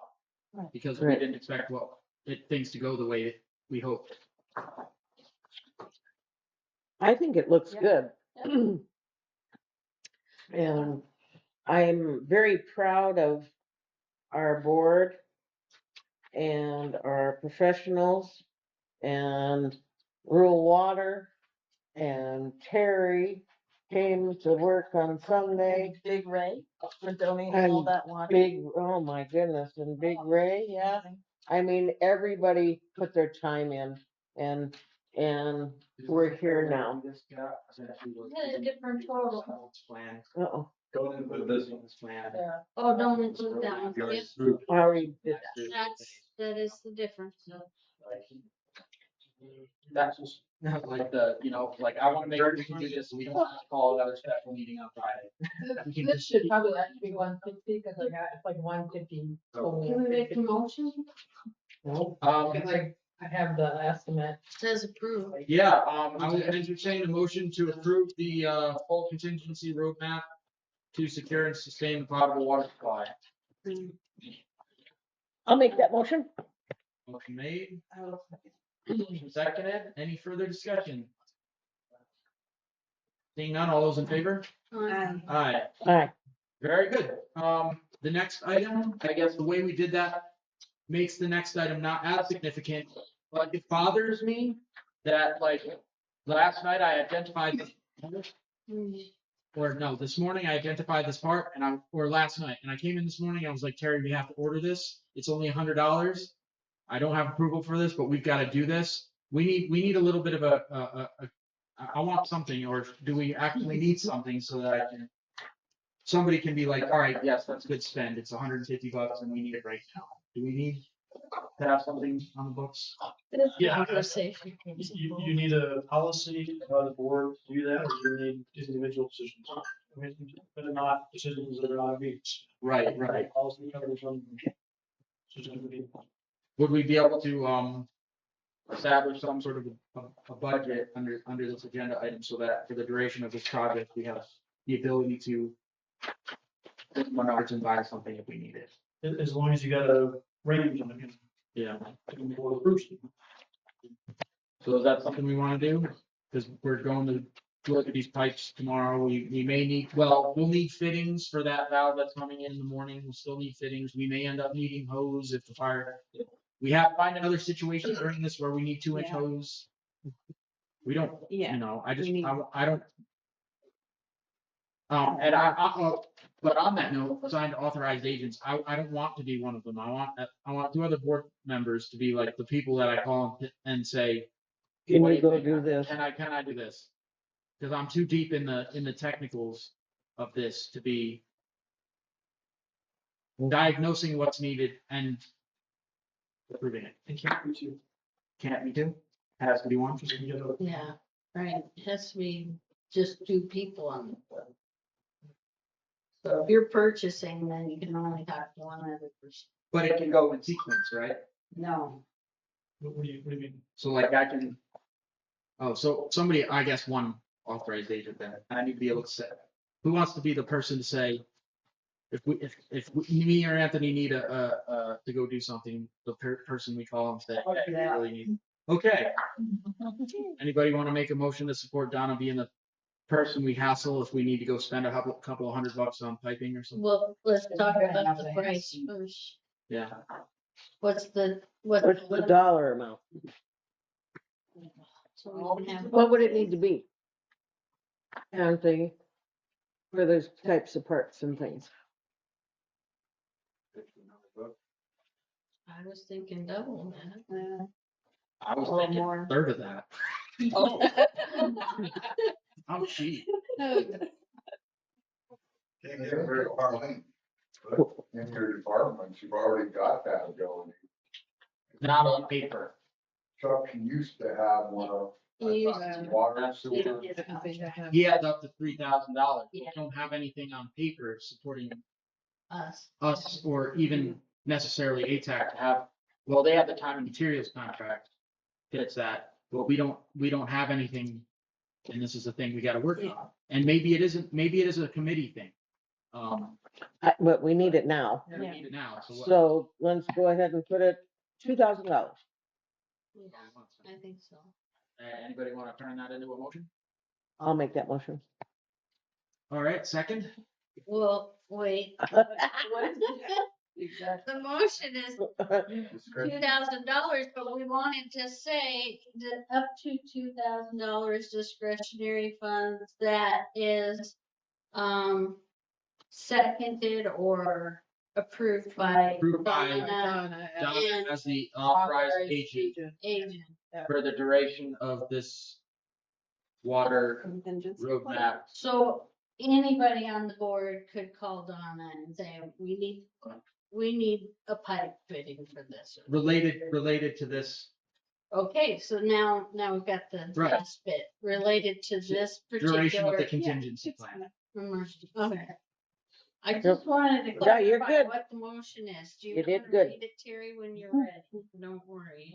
There was a lot. Motion to approve Donna as authorized agent for emergency expenditures not to exceed 2,000 for the duration of this contingency plan. Dated today. I mean, I know the whole meeting is dated today, but you know, yep. Oh, yeah, yeah. The plan dated today. Okay. I will So second that. second, third reading. Okay.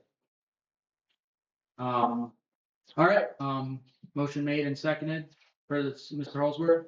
It would have been good for each person in charge of each department to have been the one to authorize both water, sewer, law enforcement, streets. Yeah. You know, each person then has that ability where it's in their department.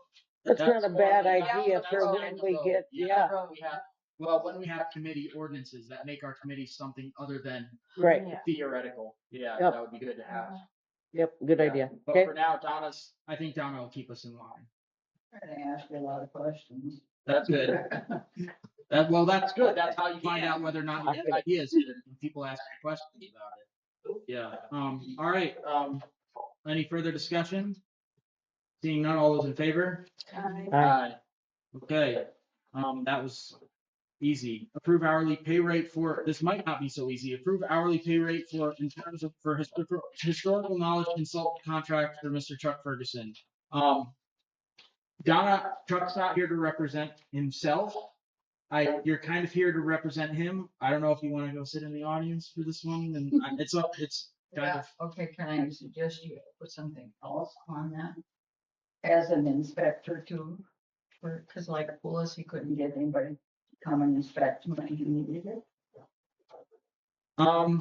I think, well, I was more thinking about the historical knowledge. I mean, Well, I agree with that, but I mean, we've had problems with, John's not here and, contractor wants to continue on and he's got. yeah, we'd have to revisit that. This is more, we're calling Chuck a lot right now. I know we are. So this is, And I didn't get my ice cream cone in town, cause I had to hurry up back up. So we'll deal with that on the next That's fine. meeting. I just- And we'll, we will have an expansion into a formal contract. right. But I would like us to get something in place tonight Mhm. so that when Chuck's getting pestered tomorrow or Saturday at 3 o'clock in the afternoon or Sunday at 1 a.m. Mhm. Oh, And that's, how are we gonna keep track of how many or hours? at PM, not AM. So you want me to go and sit Who's down keeping by track Mark? of the hours? That will give you, more freedom. You'll have more freedom from there than you do. But I'll just spin my thoughts because over the past few days, so many times I found us in a situation where somebody says, "Oh, we really need Chuck for this. We need to ask Chuck about. We need to ask Chuck about that." And my hesitation isn't because I don't think Chuck knows. My hesitation is we're asking Chuck to give hard-earned information for free. That bothers me. It does, honestly, it does, and he's willing. No, I know that. Way more than willing to do it. Doesn't mean it's right. You have expertise in this world. People are paid for their expertise, and I'm just gonna throw it out there. I think it's worth $120 an hour. When Chuck is the only person who knows something, I think it's worth $120 an hour. So I'm just gonna open the discussion with that. So the one thing I noticed is that John, everyone seems to be the one that stand to benefit from that relationship you're setting up between the town and, Right. so if he could be the one to kind of call that out, and we see you guys gotta approve it, because it's money being spent. But if he kind of quarterbacks the need for that, it seems to be coming from him the most. Right. So I guess what I would like to see with this moving forward, and it kind of worked down at generator time. It just happened. What I kind of would like to see is when possible, and it won't always be possible, when possible, when we're getting exchange of information, we got a current rep from the city, we got John, and we got Chuck. Or, all right, current rep from the city, current rep from ATAC, current rep from John, so we got 2 people absorbing Mr. Ferguson's information. The ATAC to perform the duties, the town to have the record of it. So if we do that, then we're getting our money's worth at $120 an hour. That generator, it was a silly little thing that had like 5 actions in the sequence that would have taken us 3 or 4 hours Right. to poke at because we'd be scared of doing something silly. That's how it works. He walked out there and he did his truck thing. He's like, "Well, I'm gonna go over and do it," and it was like 5 minutes. And I was like, "Okay, I would not have figured that out, Mr. Ferguson." So Well, I personally, felt like anytime I suggested in the last 4 days, call Chuck, I never thought of it as a freebie, never. Because at one time, months ago, we discussed the fact that we should pay him for his knowledge when we needed his knowledge. And so I just figured it was just a thing that we would get worked out. And so I'm glad we're discussing it tonight. And I think the $120 an hour is fair. I would agree with that, and I would make that motion. okay, motion made. As long as we need to define the motion. Do we need? Oh, somebody else is better at defining that than I am. Decide on the time frame. That's what I was saying, maybe John could say I spent an hour with Chuck. John the tracker. Yeah. Okay. John track. Because that's another thing is Chuck's. not gonna wanna track it. He's not. Right. Never has, never will. It doesn't matter. Somebody else has to do it. We know Or this. or he'll do 3 and he'll write down 1. Right. I mean, we know this. Cause I make them do all their daily timesheets. They're having for Terry if she needs them, so he'll write in there, Up to Chuck. time with Chuck, Mhm, and it'll be there, and then Chuck would say, yeah, that's not right, or not, it's like, mhm. So is he only called by John? Well, like today, it was me and Chuck down there. I happened to be the one when we get out there, and we were kind of trying to get this generator fired up. But then Yeah. as soon as Anthony got there, I passed it. Chuck could have left after he It told would've me, then been- I could pass it on. it would have been John instead of me, Yeah. since I was coming to this meeting. Right. So then I said, John, I'll do it for you since you're already the other way. Right. And I took pictures of it, sent it to John.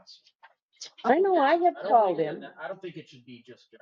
I don't think that's necessarily a limit. I was gonna say, I've called him, so. Yeah, but we might want to let John know, hey, we called Chuck and he's working with us on this.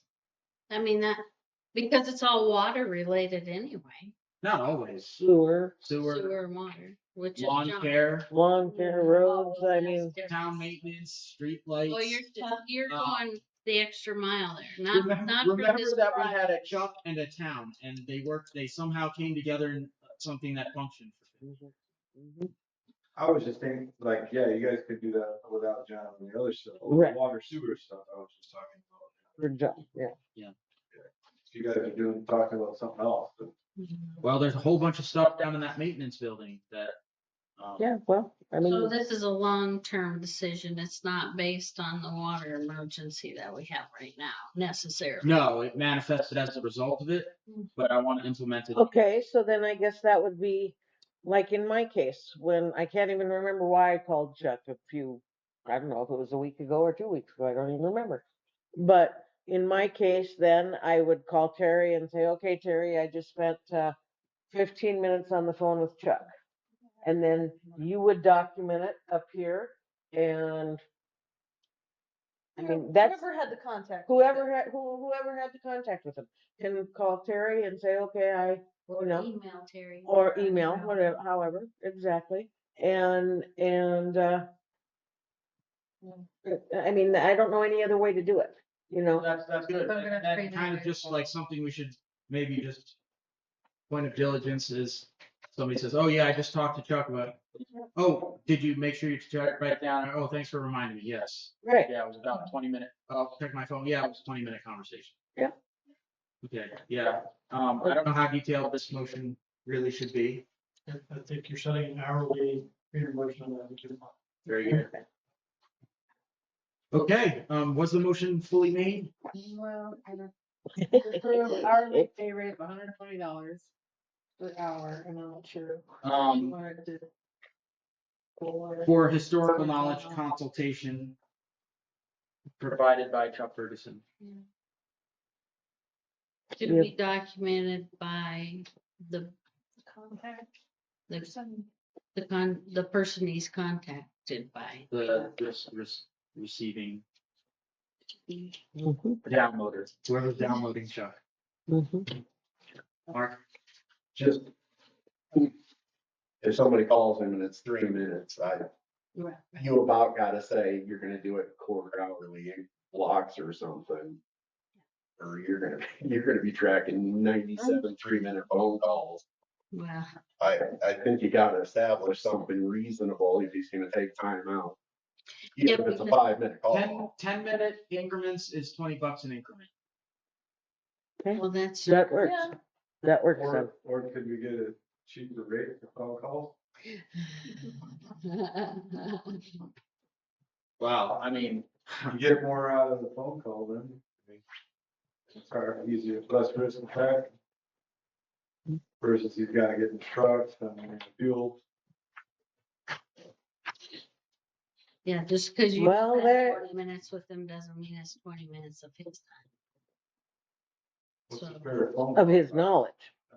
well, of his time, because if you say, Chuck, meet me up here, and then his time starts Mhm. right then, but you spend 20 minutes with him, but, you know, so you have to be, well, I mean, that's fair. yeah, it's totally fair.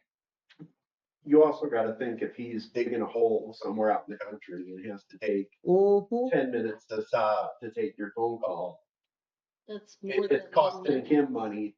Yep. You gotta find a fair way to equalize time.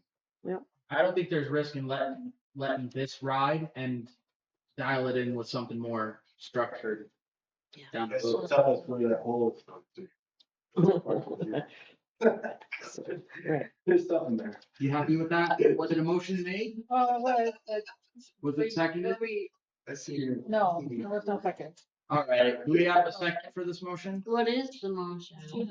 Hourly pay rate of $120 per hour for historical knowledge, Yeah. consultation by Chuck Ferguson to be documented by person contacting him.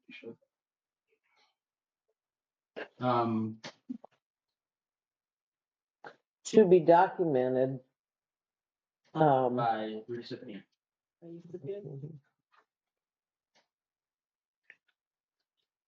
And office staff. Yeah, because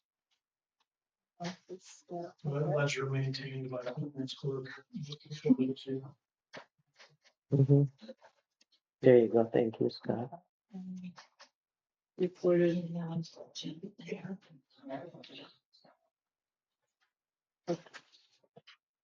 All right, do we have a second? Oh, second that. Okay, anybody else have further discussion? And should we make this a little bit retroactive, a couple of days or no? Yes.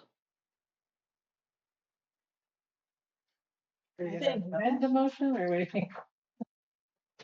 Would we necessarily need to if we provide, If you have documentation. if we have documentation? well, you're amending the motion to be at the beginning of what, this week or last week or? I'm not necessarily amending anything.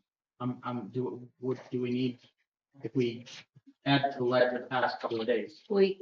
Yeah, no, we can't. The Yeah. motion's made today. I agree with Trina, once you change your motion. Can I make a subsequent, I'll make another motion You wanna make a- saying, so amend the finish motion? that one.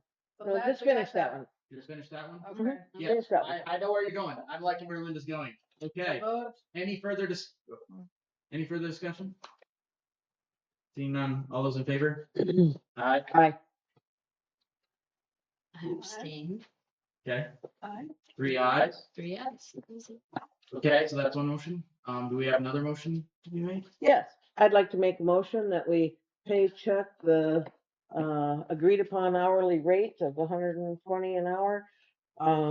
With for the last week that we have had water issues and tank issues.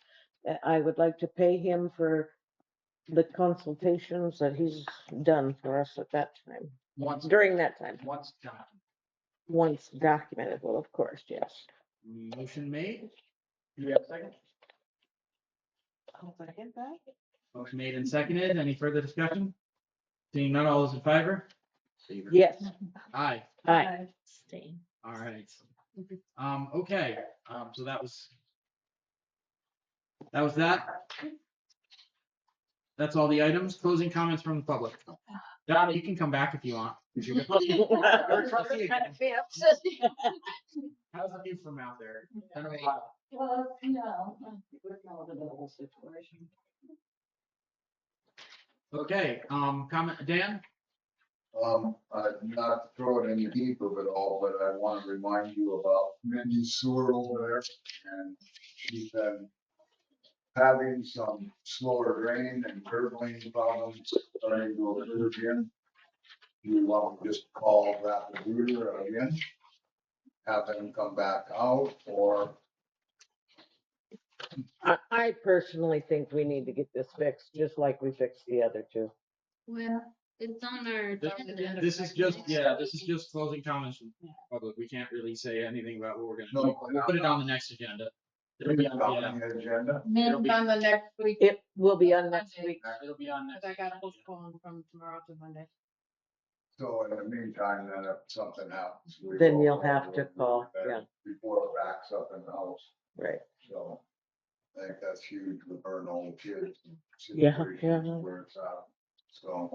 A lot of, I also want to thank the attorney for his comments tonight, on the custody elevation and staying to the contractual side of it. I really felt strongly that every comment was very positive on that situation, and how it was addressed, so I thank you for that. And, keep it definitely in a strong opinion of conflict of interest too, when it comes to voting on it, and we have to find it. So, thank you.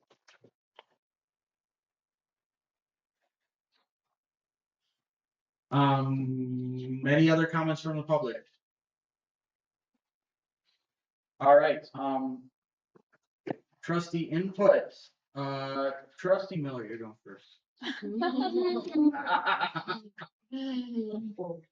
Oh, I'm just so excited that, we're just working together and, I mean, it just felt like community coming together this last couple weeks and, and the encouragement, especially from the neighbors, you know, every morning. You're doing a great job, you know, and we're seeing progress and, I'm just really pleased. Very good. Trustee Matheny? I'm grateful for the water that Heartland RV donated and all of that time to do it. That's the thing. And then the fire department, oh, so helpful and accommodating and quick to respond. Just been great. And the same thing, we're all working together, doing our best to pull what we can. So. Trustee Ferguson? Well, I'm really sorry I missed out on handing out the flyers. While I was sitting in the sun. But this week's been hell for everybody, but I think we're all, some of us have put more work in than the others, and it's greatly appreciated. I mean, I think it's only Monday. Huh? It's only Monday. I don't even know what day it is anymore. That's absolutely. Last week was. Okay, last few days. Yeah. Trustee Kramer? I would ditto everything everybody else said. Again, I want to thank everybody. And Mark, I thank you. You delivered door hangers. I mean, Scott's gotten many calls. I mean, it just goes on and on. Anthony has been here and been in the dirt, and John has been in the dirt and sweating in this heat and thank you everyone, and thank you for tonight's meeting and the smiles and laughter that occurred in this room. I appreciate that.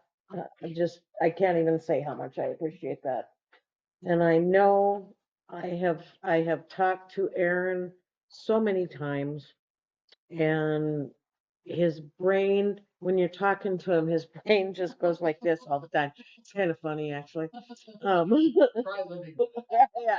I know. Even last night, I have to tell you, yeah.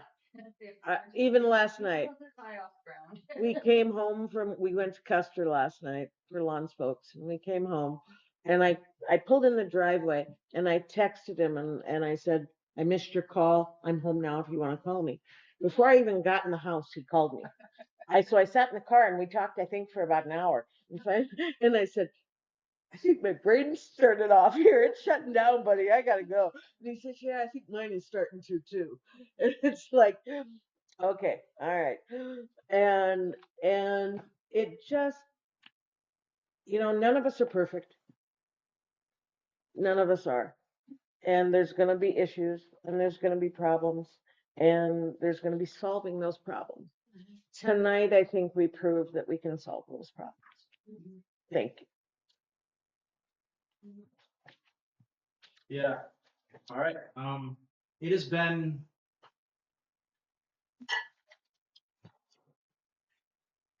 there's a really big thing happening in town, and it should be crazy stressful. Like, I should be crazy stressed out, but I'm not, and it's because of, it is because of everybody. That's all I got. But on that note, all right, I do think we did need to, poke into a contract executive session. Fine. And, so we can go ahead and do that quick. And, yeah. Thank you. How does that go? Make the motion to Then- enter? To adjourn. Adjourn. No, make the motion to enter executive. Oh, enter, sorry. Enter Thank you, Anthony. executive session at 9. Thanks, Dan. Thank you, Mark. Yes, you may. Motion made, do we have a second? Oh, second. Motion made and seconded, all those in favor? Aye. Aye. But now we have to. Yeah.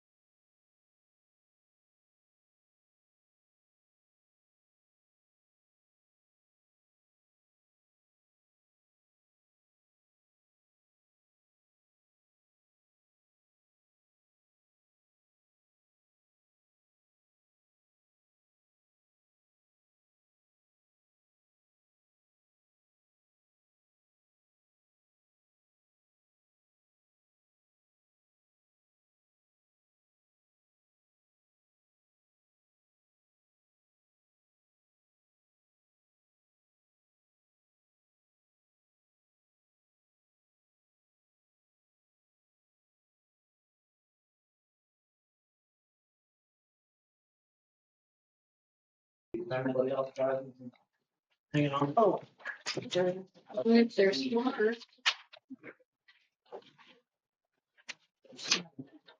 I jumped the gun. You have to give me a ride home.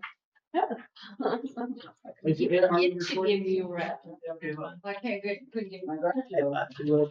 It's too heavy, the power. I make a motion that we exit executive session at 10:16. 10:16. Motion made. Do we have a second? I second it. Motion made and seconded. Further discussion? Seeing none, all those in favor? Aye. All right, I do not believe we have actions out of this executive session at this time, so I will entertain a motion to adjourn this meeting And I'll make that motion. 10:18. at 10:18. Motion made. Do we have a second? Second it. Motion seconded. All those in favor? Aye. Aye. Good evening, folks. Again, everybody, thank you. Everybody, thanks for all your hard work. It's been